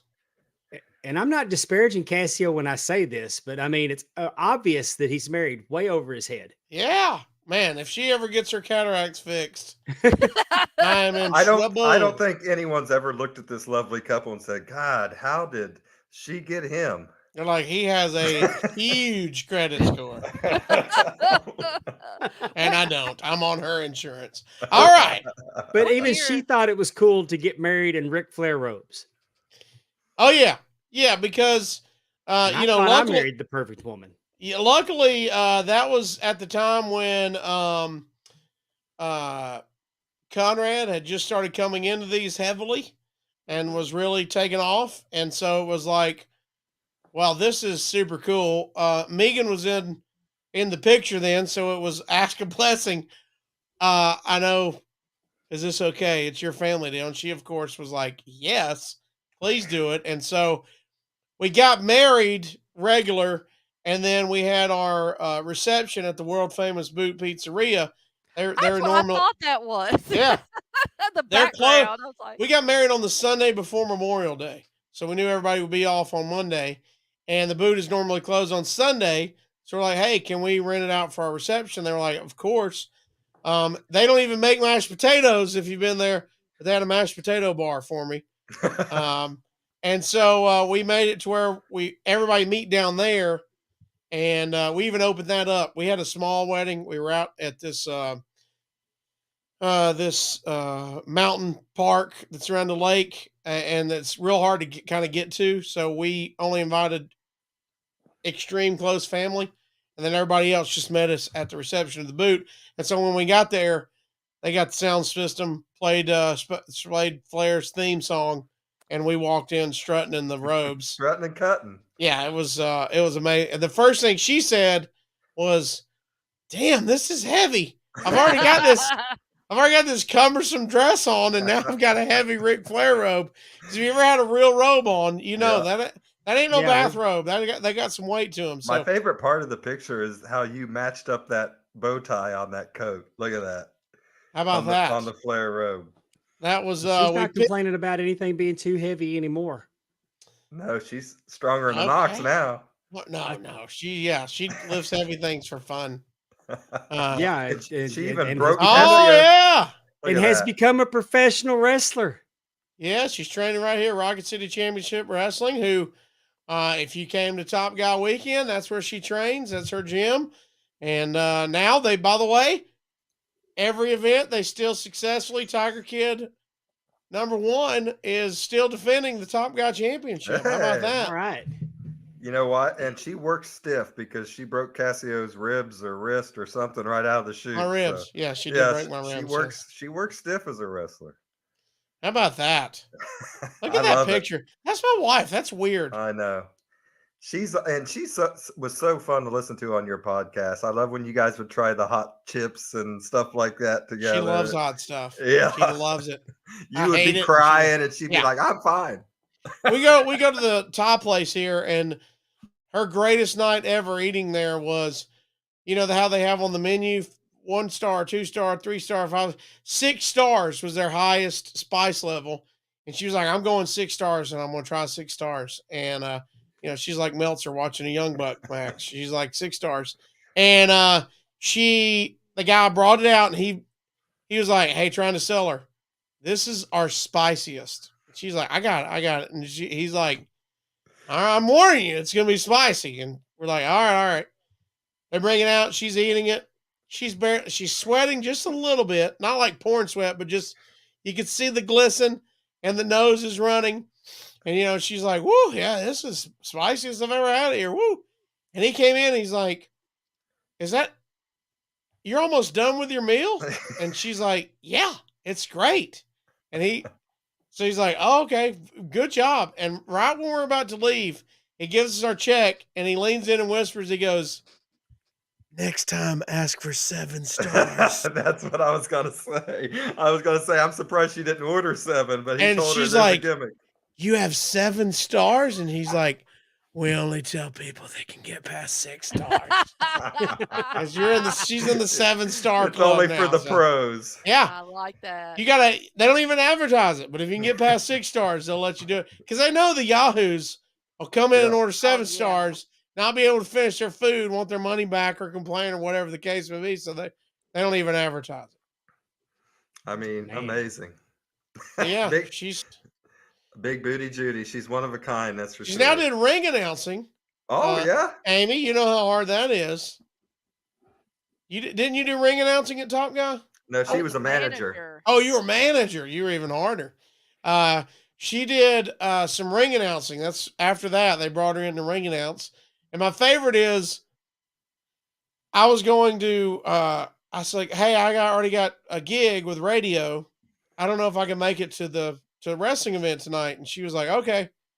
I was like, "You still going down?" She goes, "Yeah, I got to go. I'm ring announcing." And I'm like, "You're doing what?" And she's like, "Yeah, they asked me to ring announce." And I'm like, "Well, you didn't tell me that." And she's like, "I mean, just ring announcing." I'm like, "Oh no." I was like, you have signed up for a really hard job.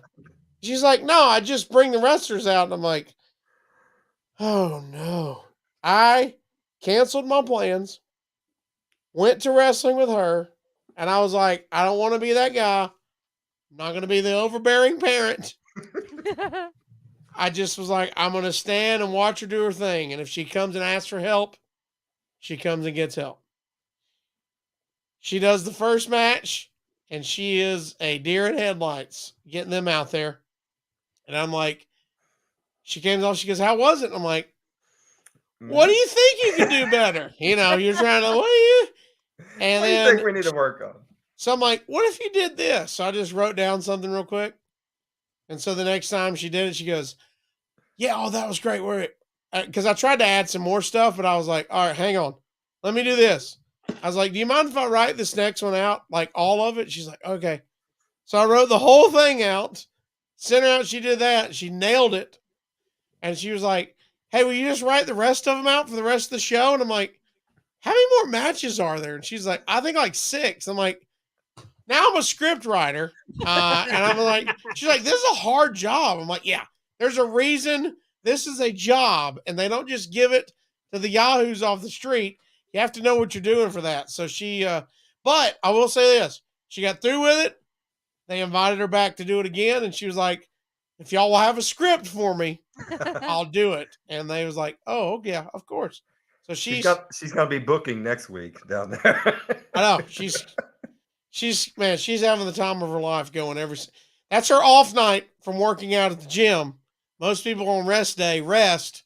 She goes and trains at the wrestling gym. So she wrestles. Yeah, she wrestles. Incredible. And she's, of course, yeah, she's a engineer working on space stuff. So good stuff for her. Yes. What happened? Look at to you me? go, kid. What happened to me? This is why I got to go take the trash out when we get done, so I don't get my ass kicked. Hey, speaking of things like that, how's your dog? I forget his name. What's his name? We have 3 dogs now. Hank is the guy dog. Hank, that's who I'm talking about. Yeah, Hank. Hank is the white pit bull. He's my dude. He's my ride or die.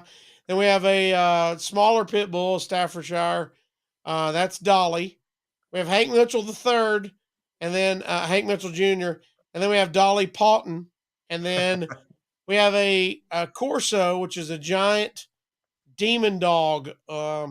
If you see the dogs from Ghostbusters back in the day, that's what she looks like. She looks like the scariest dog ever, but she's the sweetest dog ever.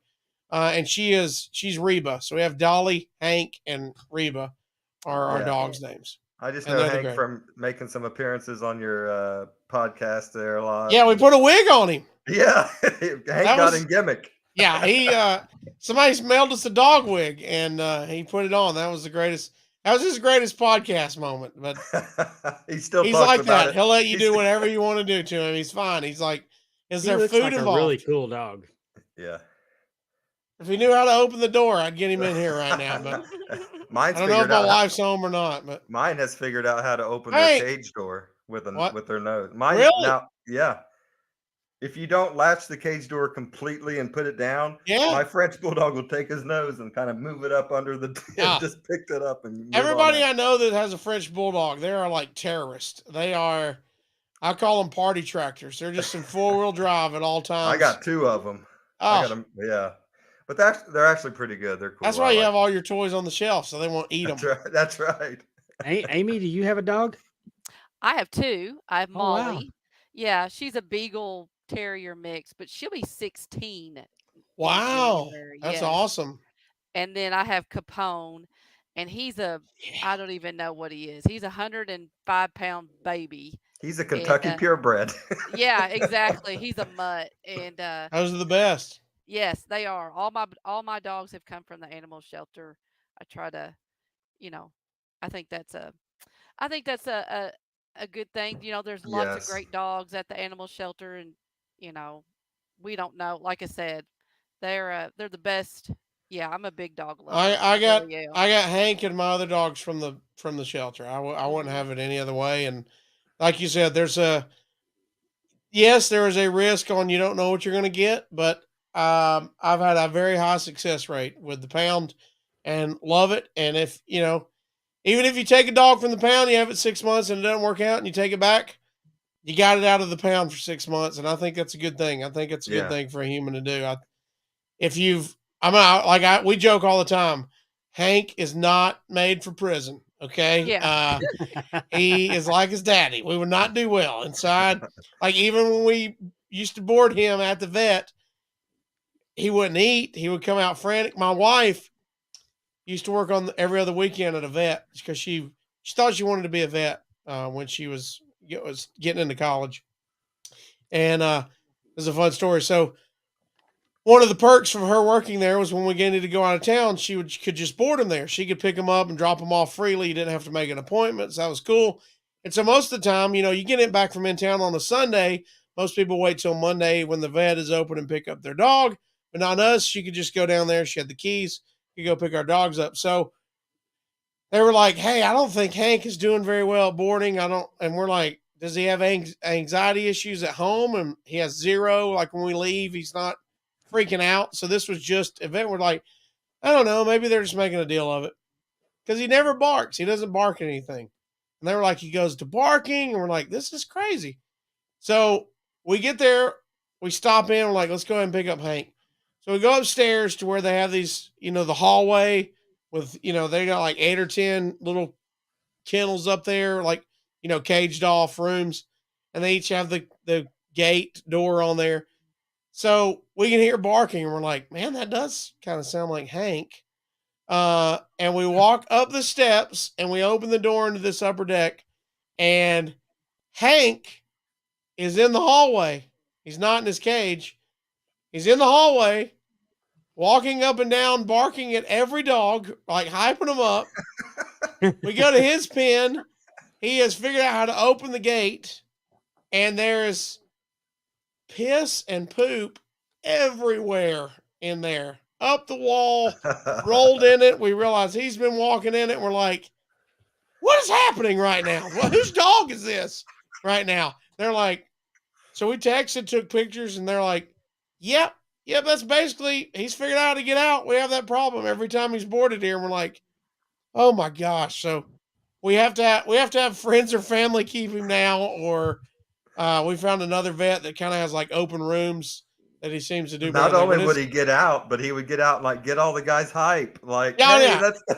let's all break out. Yeah, he's hyping the prison up for a jailbreak. He's like, let's get out, let's do this. He's like Shawshank at the vet. So he was like, we got to figure this out, man. I was going to ask you about Big Booty Judy. I know she collects, or not collects, but she has a lot of animals like chickens. She collects animals. You are correct. And is she still doing that gimmick? What do you got hanging out around there now? We're actually at a low number.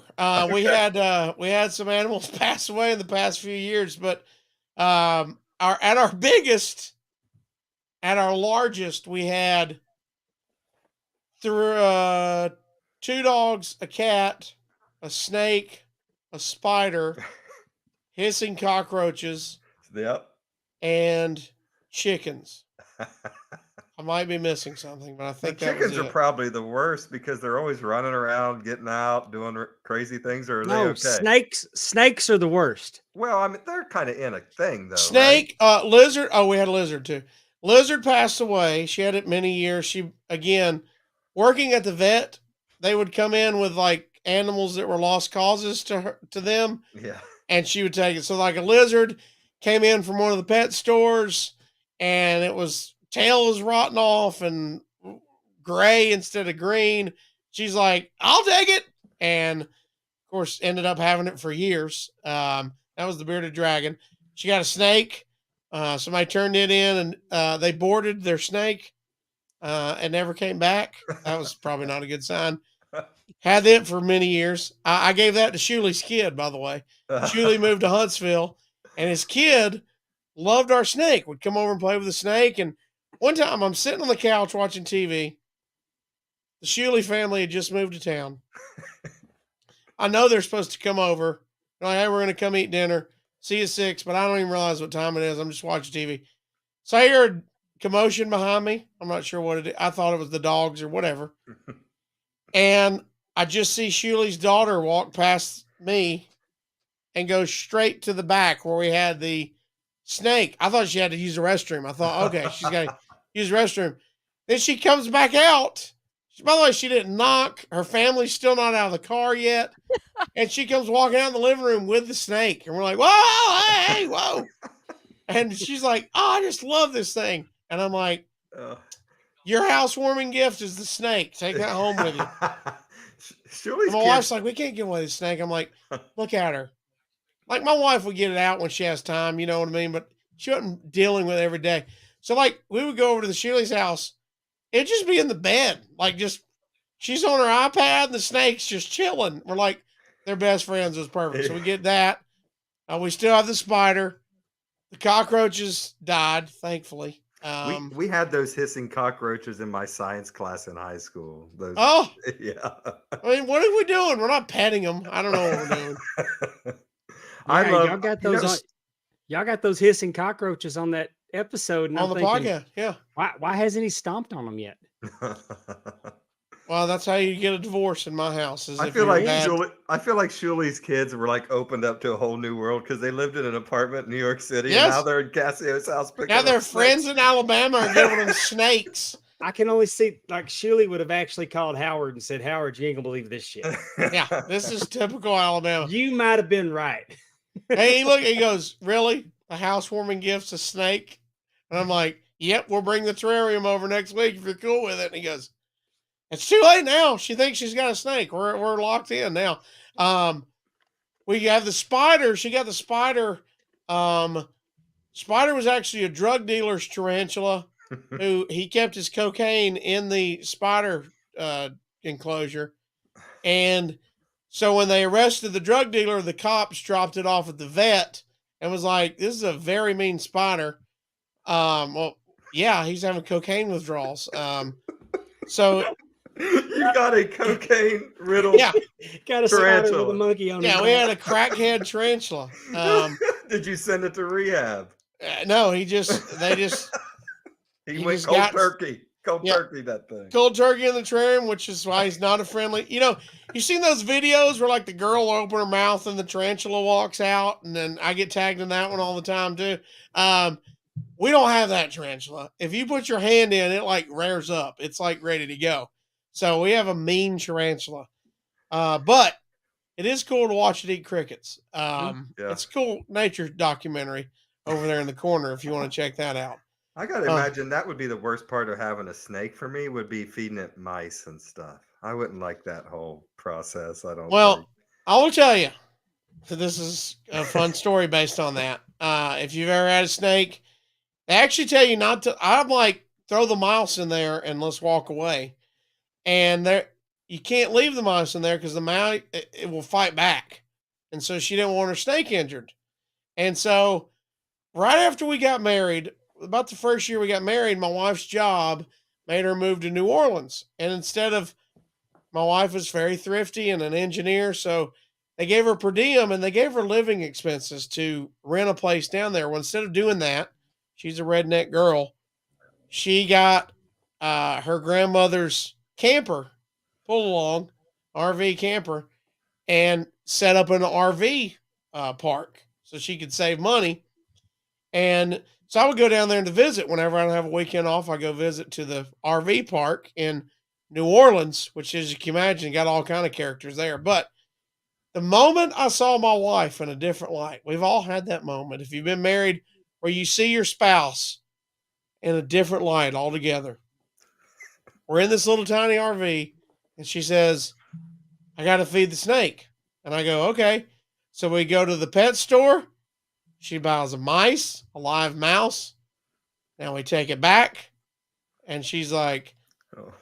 I got to stun the mouse. And I'm like, what do you mean? Throw the mouse in there. The snake eats the mouse. That's how that works. She goes, no, it'll fight back. And I don't want the snake injured. And I'm like, now my brain's working like, well, how do you stun a mouse? Like, what do you mean stun a mouse? Do you tell a joke or do a magic trick? And then it's Call Haku? yeah. What do I- So look, I don't know if we'll get blowback for this or what happens. I don't know how everybody else just does gotta it. cancel us after this. Yeah, go Oh, ahead. Ain't nobody gosh. listening. She's got these large tweezers, like tongs or whatever, and she has to pick the mouse up with the tweezers, the tongs, and she opens the door to the RV, and she walks down, and I'm like, what's happening? And then she has to hit the mouse onto the steps of the camper. And I'm hearing this mouse go, me, me. And I'm looking at her and I'm like, well, she's a monster. She's an absolute monster now. And I'm like, I can't ever look at you the same. She's like, what? I don't want my snake injured. And I'm like, hey, animal lover, the mouse is injured now. Did you just see what happened to the mouse? I'm more worried about the mouse right now. And she's like, oh, that's just food. And I'm like, okay, that's how you tell yourself. But from then on out, did you know you can order frozen mice? Yes, Yeah. I was going to say, I Yeah. know you can buy them dead. Oh, and yeah, stuff we like never that. had a live mouse after that. I was like, how about this? I'm not as big as I'm an animal lover, not as big as she is. Right. We ain't having no more live mice. No.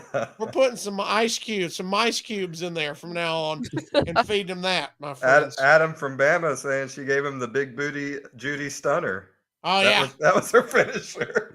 Yeah, that I is her figured, finisher. I figured she'd just put him in a pillowcase and swing him, got it good and disoriented. And Look, it was like if you just told me I got to go stun a mouse, I never thought about what we're actually doing till you see it and you're like, who are you right now? Who did I marry? I married a serial killer. A barbarian. Yeah. Barbarian almost. Absolute barbarian. I should have known she would end up breaking my ribs after that. She was just stunning me. well, go ahead, tell everybody that so they don't think that you just didn't do what you was told. Tell everybody how she broke your ribs. Last year she did a one of her first ever CrossFit competitions out of town. So we went to Pensacola, Florida, and we got through with her first day of her competition. Went out to eat with some of the other athletes and me. Some drinks were being had at dinner.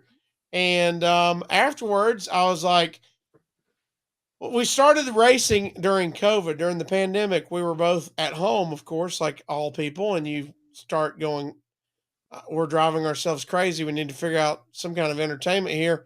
We've watched Joe Exotic 17 times. Let's get out of here. And so her excitement was checking the mail during the pandemic. She would get so excited to just walk to the mailbox, which we have a long driveway. We're out in the country. And so one day she's walking and I was like, I'm going to steal her thunder and go check the mail. So I just ran past her and got the mail. And then she was like, let me see what the mail is. And so I ran back to the house and she ran after me and she didn't catch me. She's like, I couldn't catch you. I'm surprised I couldn't catch you. And I'm like, yeah, I'm an athlete under here. You say I don't lift weights, but I squat over 300 pounds every time I poop and get out of bed. So if you ever seen me, I got the best calves in comedy. Okay. I'm looking good from the waist down. He's like Rikishi. He can move for a big man. Yeah. And so she was, of course, trying to get me to join the gym. And I said, all right, here's what we're going to do tomorrow. We're going to race from the mailbox to the back of my truck. And if you beat me, I'll join the gym. And she was like, can't wait. We raced. I beat her. She blamed it on the shoes. I was like, well, I was in Crocs. So if you want me to put actual shoes on too, you're going to get absolute toast, son. And the next day we would do it. So it was a thing. I give her once a week shot. We're going to race. And if she beat me, whatever. She never beat me. I retired undefeated. So I'm telling this story at dinner in front of all these CrossFit athletes. And she's like, well, I can beat you now. And I'm like, no, you can't. You still can't. You'll never beat me running in a short distance. Now, if we do a 5K, I'm burnt. I'm stopping at Crystals. Yeah, she actually, as we were racing from the mailbox, she would let's start across the street. She was like getting more. She was trying to add on length. Yeah. She'd be like super close. So it broke out in the parking lot. They had this huge parking lot. That's where the actual event was. So it's this mall parking lot. And they were like, well, why don't y'all just race here? And so we had the race. And I was like, all right, I'll beat you. And as I was about to win the race, clearly about to win, if you've ever seen a drag race, you're supposed to stay in your lane. This ain't NASCAR. It's a drag race.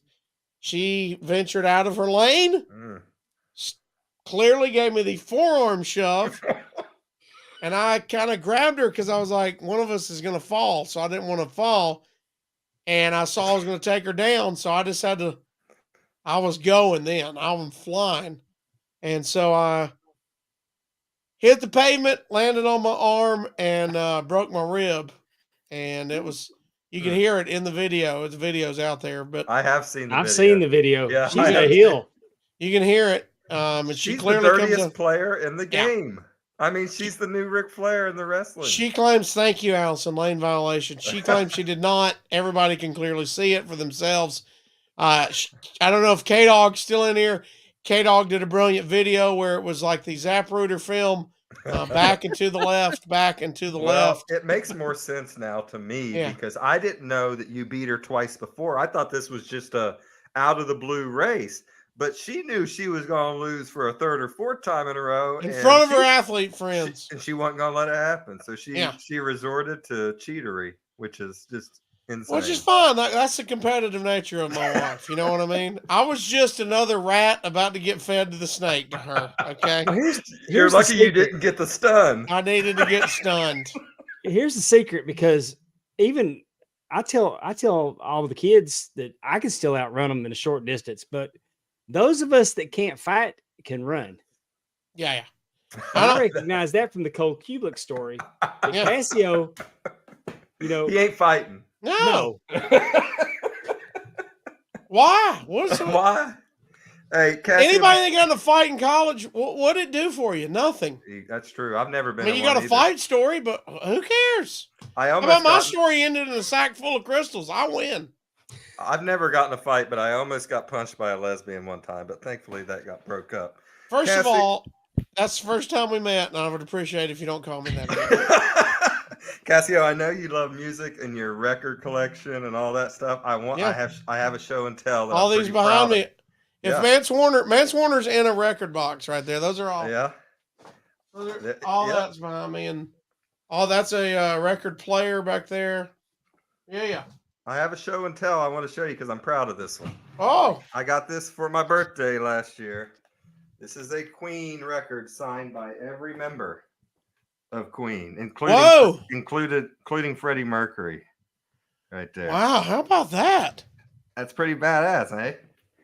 That's super cool. I'm a huge Queen fan, and that was the Las Vegas store that had this was going out of business, and we got it relatively cheaper than it should be. Oh, really? Yeah. So that's pretty cool. But, that's my favorite one. By the way, did you know their fourth album, A Night at the Opera, came out on this day? Hey, no, I did not. One with Bohemian Rhapsody. Yeah. That was Freddie's little project, his theater project, Dave. Yeah, you big theater boy over there. At the time, the most expensive album ever recorded. Yeah, because Freddie made him redo every song about 1,000 times. Yeah, they switched studios because they didn't make any money off their first 3 albums. So they were like, I don't know what's happening, but we're supposed to be making money with this.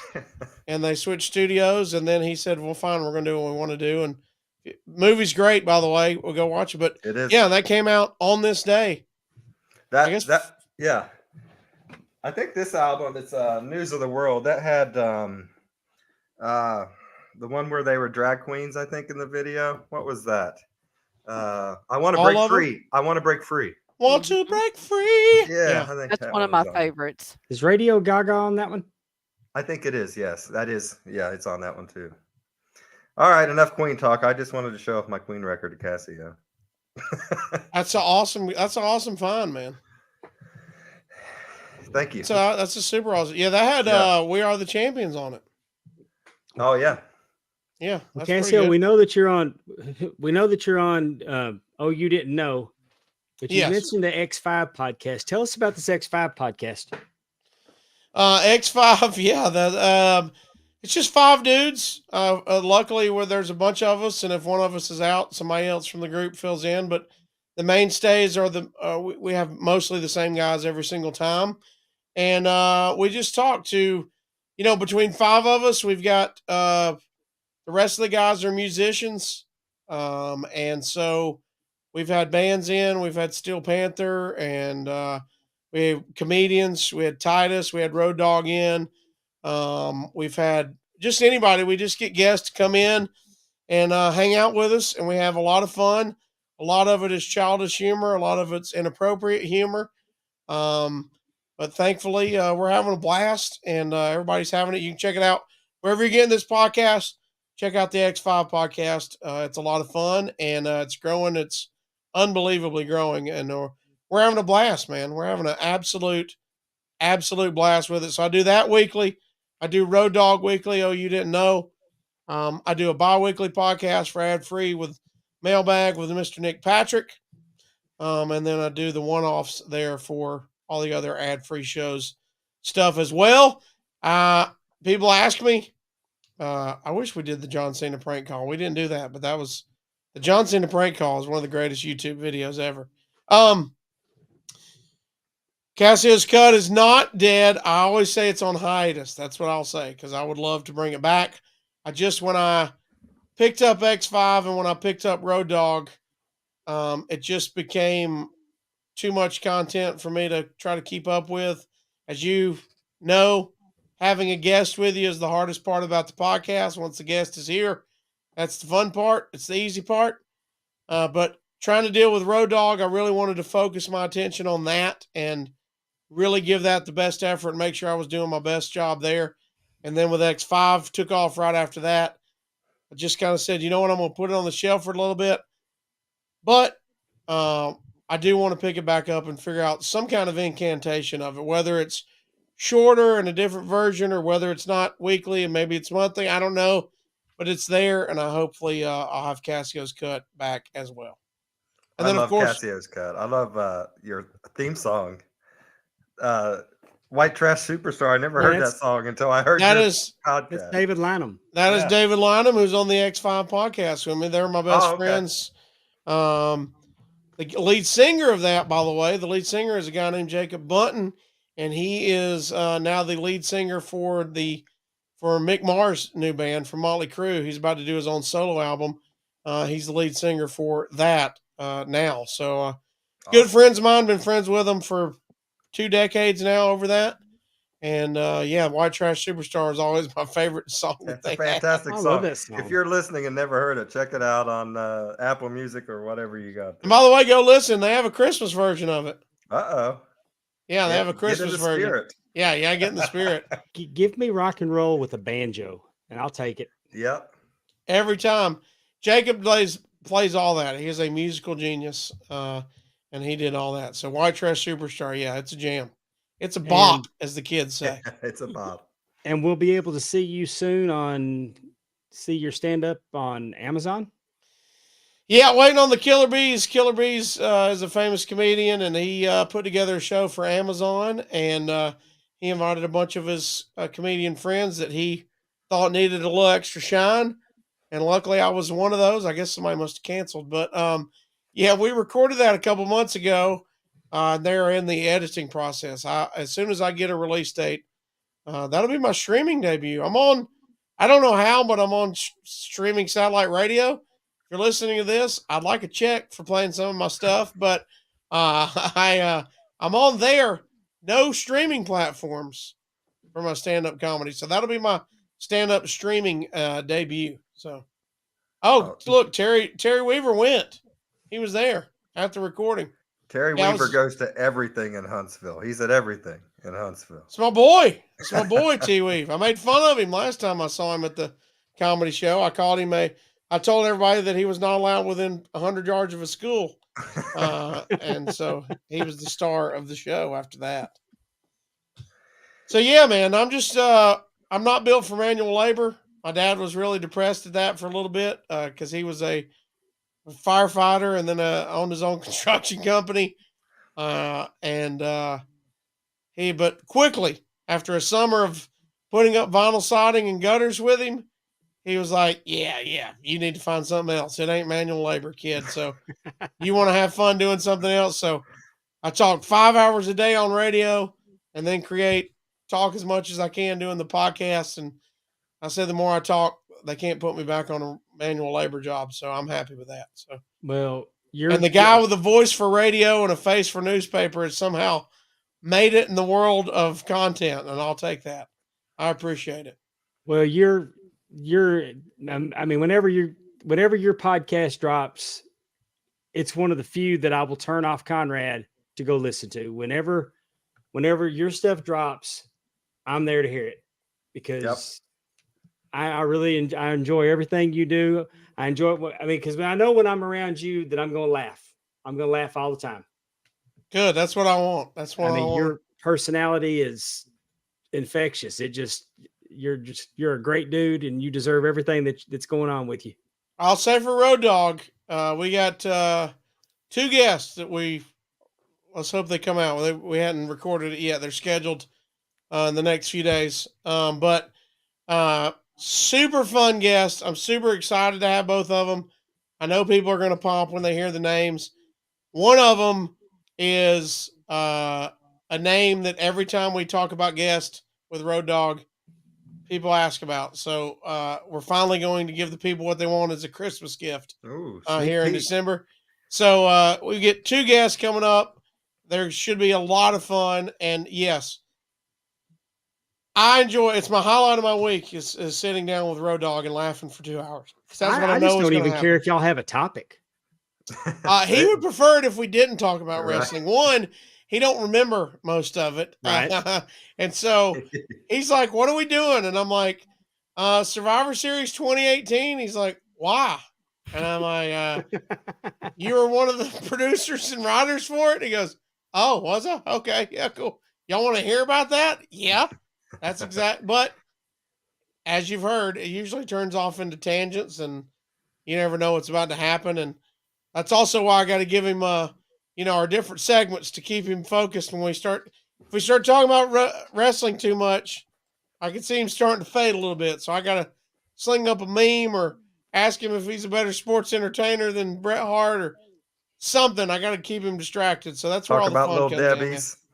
Whatever. I mean, yeah. Whatever. Food always gets a sidetrack. Yeah. His favorite episodes are Ask Dog Anything. Just because, we get some wrestling questions, but he can hit it, and he knows it's basically what the listeners want to hear. And so, if y'all are asking questions, he loves it. So it's also why he's the most excited about what we call the YTX, the YouTube exclusives, where we just do the YouTube show. We just do it before we're going to record. He makes sure he does it every time just because it's not about wrestling. Usually, I'll bring up a birthday or something, it's so-and-so's birthday.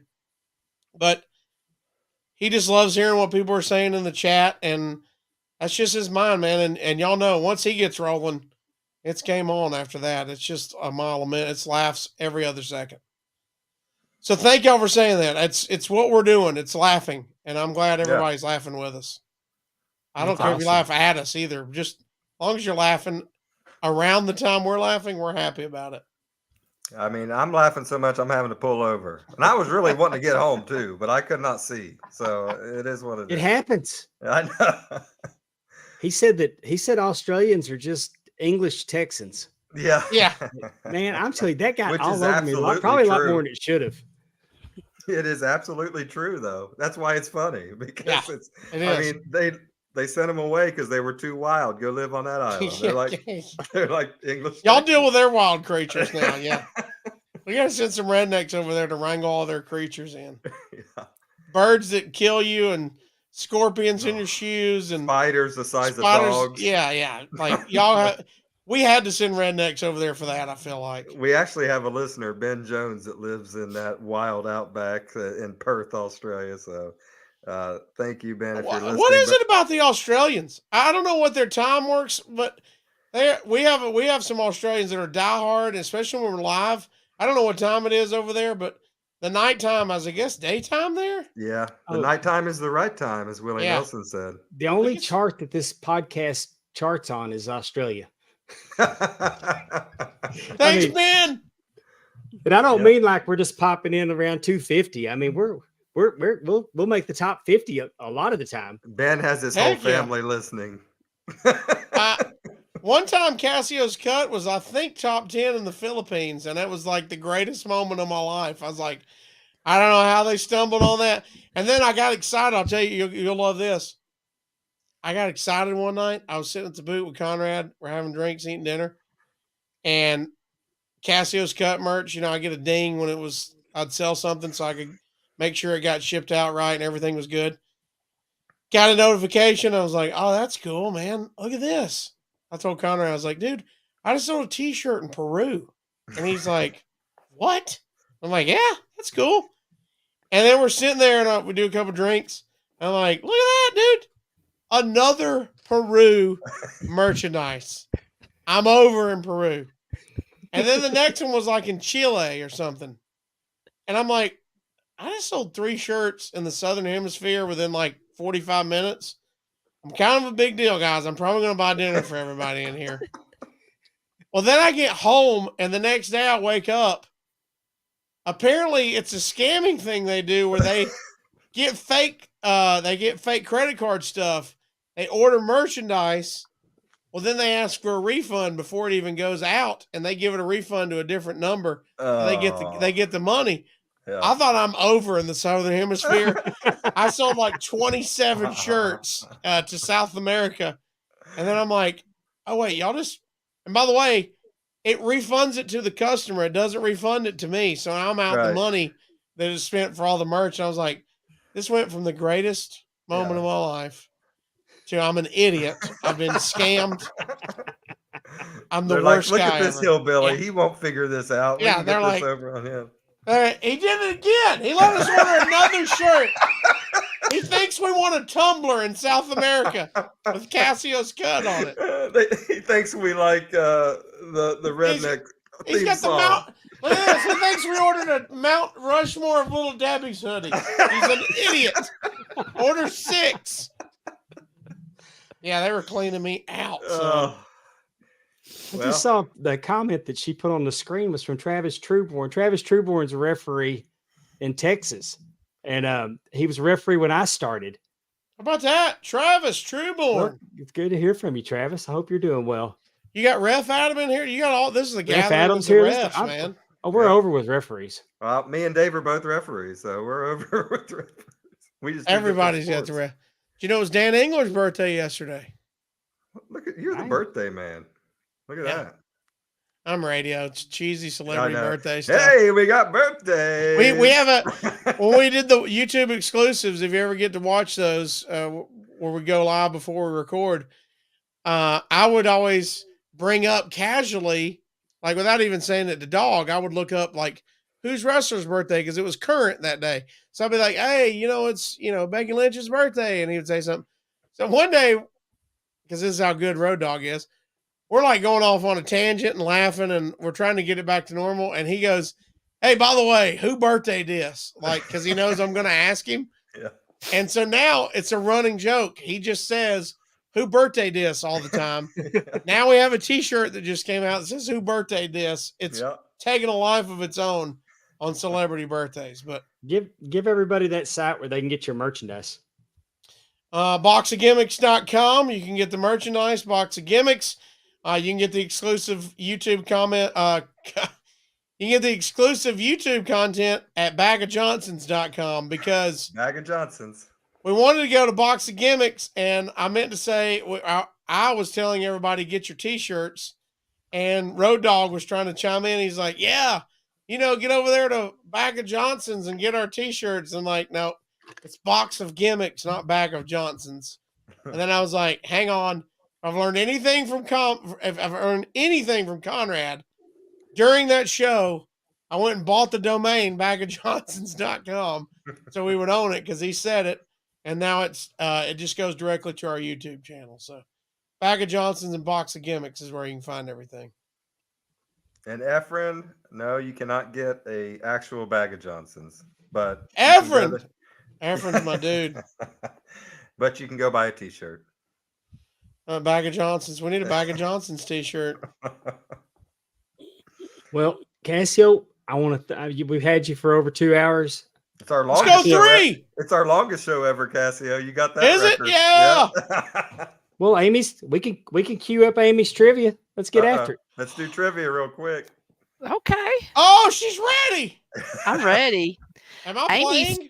You're Yeah, if you playing. want to. Actually, Wait, do I this have a beat? trivia, I just yell it out or what? Yeah. you just yell it out. But this trivia that we are doing today are famous wrestling personalities from Alabama.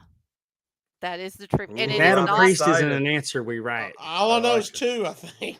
It's not Bobby Eaton. Bobby Oh, Eaton's my answer for What are every you guess. doing?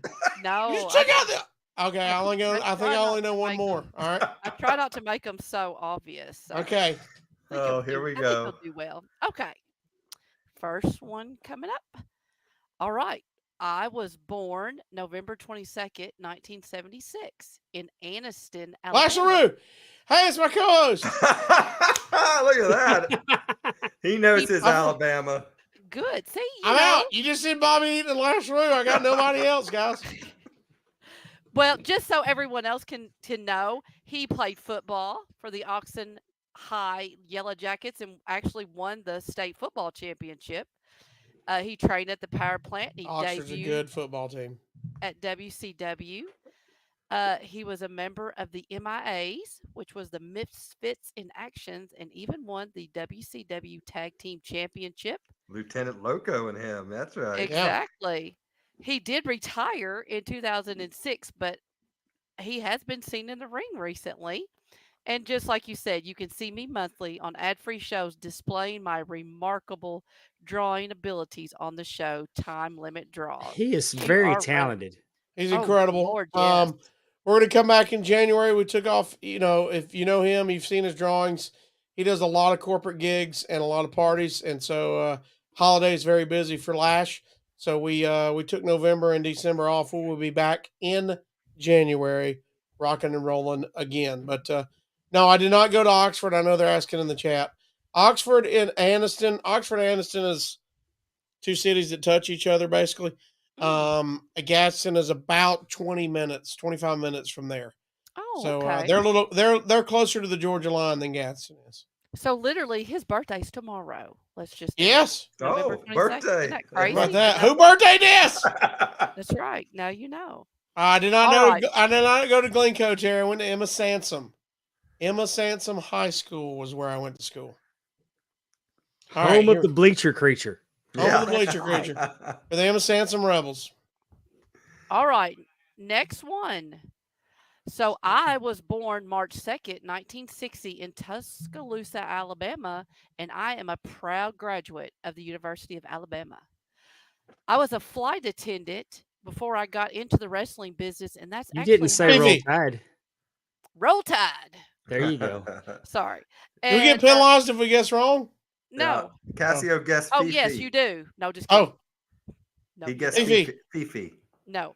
oh. I got into the wrestling business, Oh, no. and that is actually how I was introduced to my first husband.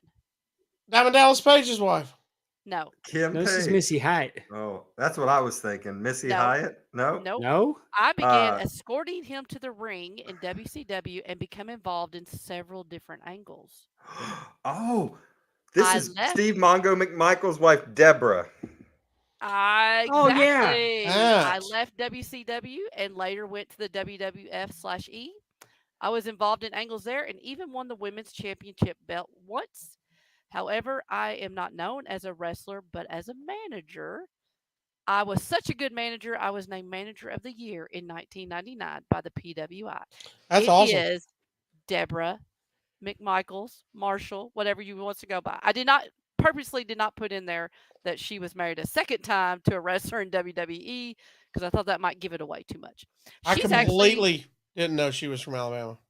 yes, Tuscaloosa. I knew she went to Alabama because she's a lawyer now. How about that? She is she got her master's not too long ago. 2017, 18, I remember seeing that. Actually, I there's like a new. it. I if like there's- Travis Struborn was answered like if they like he was on Jeopardy. He was asking Who in the is? form of a Who is question. Rena Mara? Oh, okay. We appreciate the There's a new effort there, a new Travis. law firm called Dawkins and Deborah. If you want to check that out, that they're now hooked up. Interesting. Dawkins and Deborah. But yes, I thought that was cool that she was a flight attendant and she Is that true? Is there Dawkins and Deborah? No. Mike Oh. Dawkins and Deborah. I was like, man, that sounds awesome. might. But she met Steve McMichael's mom as a flight attendant. Her mother was How about the mother that? was on a flight And that's how she kind of got introduced to him. So, just never know. All But righty. I thought Next she one. was Miss Oh, Texas. she was. Was it Miss Texas? Yeah, Miss Texas. No, well, I feel like it's another state. Miss I don't feel like she Alabama. was. No, I don't know. I don't. Maybe it was Illinois. Like, I don't feel like it was Texas. I could be wrong. All right. Well, we'll have to put it in It's the happened Google a few machine. times. No, he's gonna look it up. Yeah. Was she Miss Texas, or was it another state? Oh no, I say go ahead. Next question. We'll Yeah, figure next it one. out. We'll go on. Yes, she won 1992 Miss Texas There it Oh, is. she was and Miss competed Texas. in the national. How about that? Okay. T for Okay. Texas. How All right. about that? Well, we went T away. for Oh, there we tatas. go. T for puppies. Go ahead. I was born November 11th, 1949 in Birmingham, Alabama. And I made my wrestling debut in 1972. Oh no. Oh, I can boast of wrestling the likes of Ric Flair, Bob Backlund, and Carlos Colon in my career. AMJ, baby, come on. Keep I going. can still be seen performing to this day. I'm pretty sure you all saw me wrestle in Huntsville, Alabama last June at the GCW show where I showed off my skills of walking the ropes. Who is it, Casio? Action Mike Jackson, baby. Yes, it is. It sure A is. living legend. He was Probably. the Alabama junior heavyweight, baby. That's what I want my belt. I want the Alabama junior heavyweight belt. I love it. And he's probably working this weekend right now. You want a great story? Action Mike Jackson. I did legit. I thought it'd be hilarious if I carried around the Alabama junior heavyweight championship. So I was like, I want that belt. So I called the only belt guy I know, Mr. Dave Milliken, not Pondwater Dave, Dave Milliken. And I said, hey, I got to track down the Alabama junior heavyweight belt. And he goes, last I heard, Mike Jackson still had it. And I was like, oh, this is awesome. Now we got to figure out how to get in touch with him. He goes, I'll just give you his number. So he gives me his number. I'm like, okay. So I call it and I'm like, I'm going to get a voicemail. I'm out. I don't have an Alabama number. So it's going to just go to voicemail. And it's just, hello. And I'm like, oh, okay. Mike. And he's like, yep.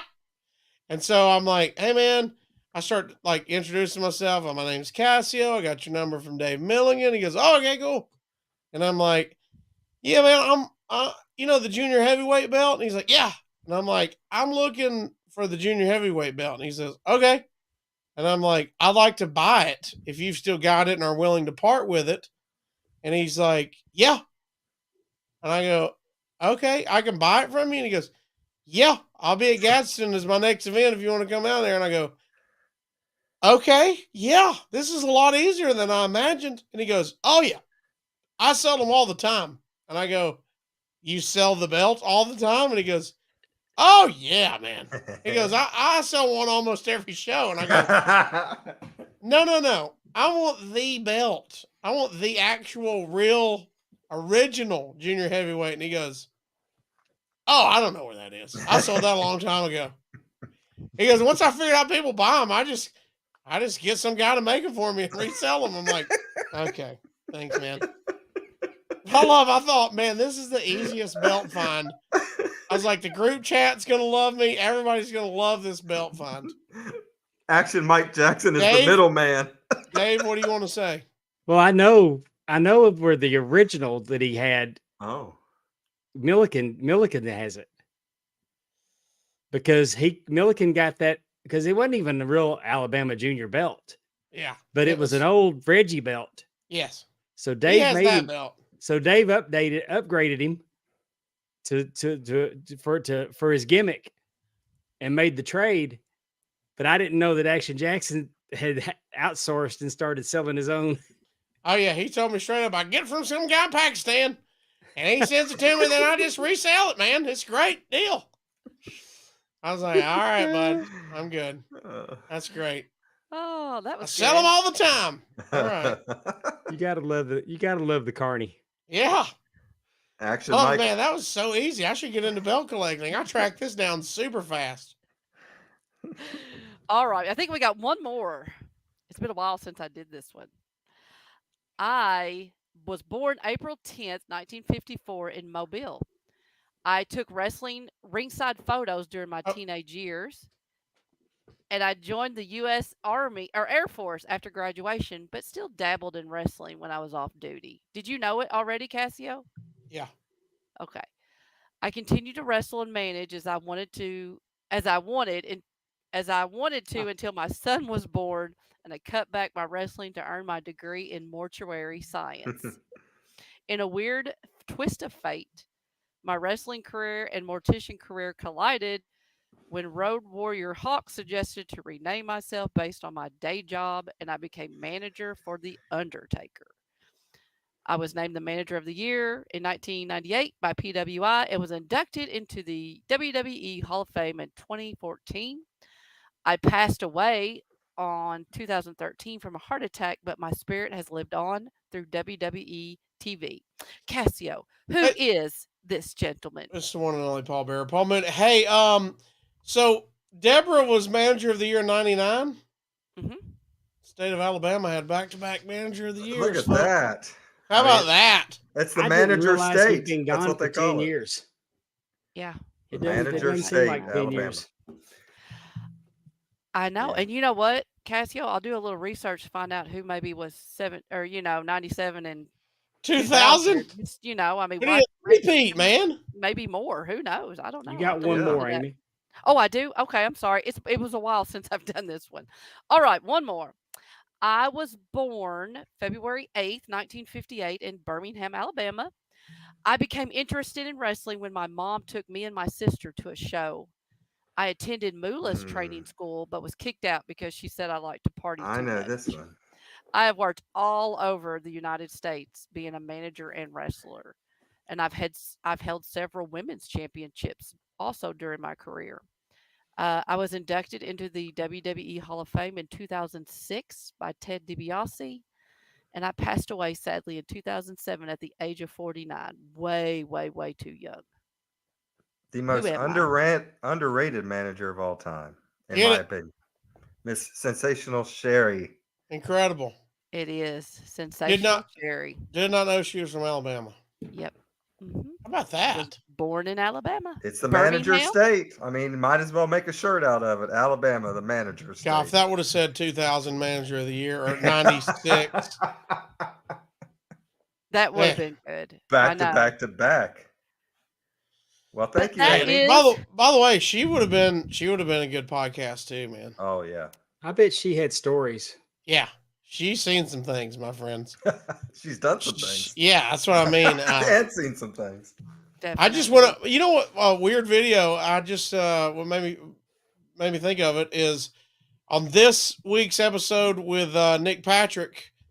I showed him the video because he had forgot about it of the viral video clip of Medusa banging her head into the ring. Do you remember that? Yeah. Where she suplexes Sherry, and then Sherry's knocked out, and she just starts like slapping her and then beating her head in. Yeah.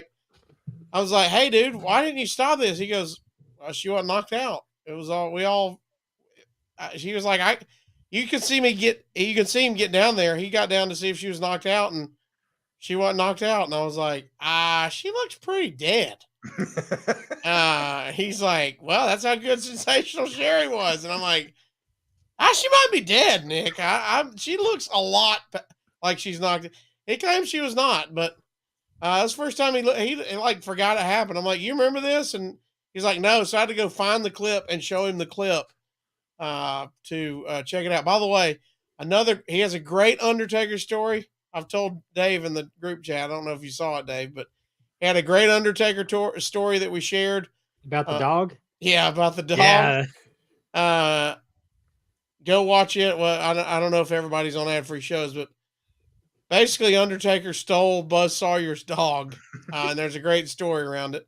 And he also, people ask him a lot if the pay-per-view where he was a heel ref was his favorite moment of his career, and he was like, "It is a great moment. It's not my personal great moment," just because he's like, "I can tell how old somebody is based on what they think my best moment is." But he had a cool thing I didn't know. He was 19 years old, and reffed a title change between Harley and Dusty Rhodes in Wow. Pensacola. No shit. Isn't that amazing? At Wow. 19.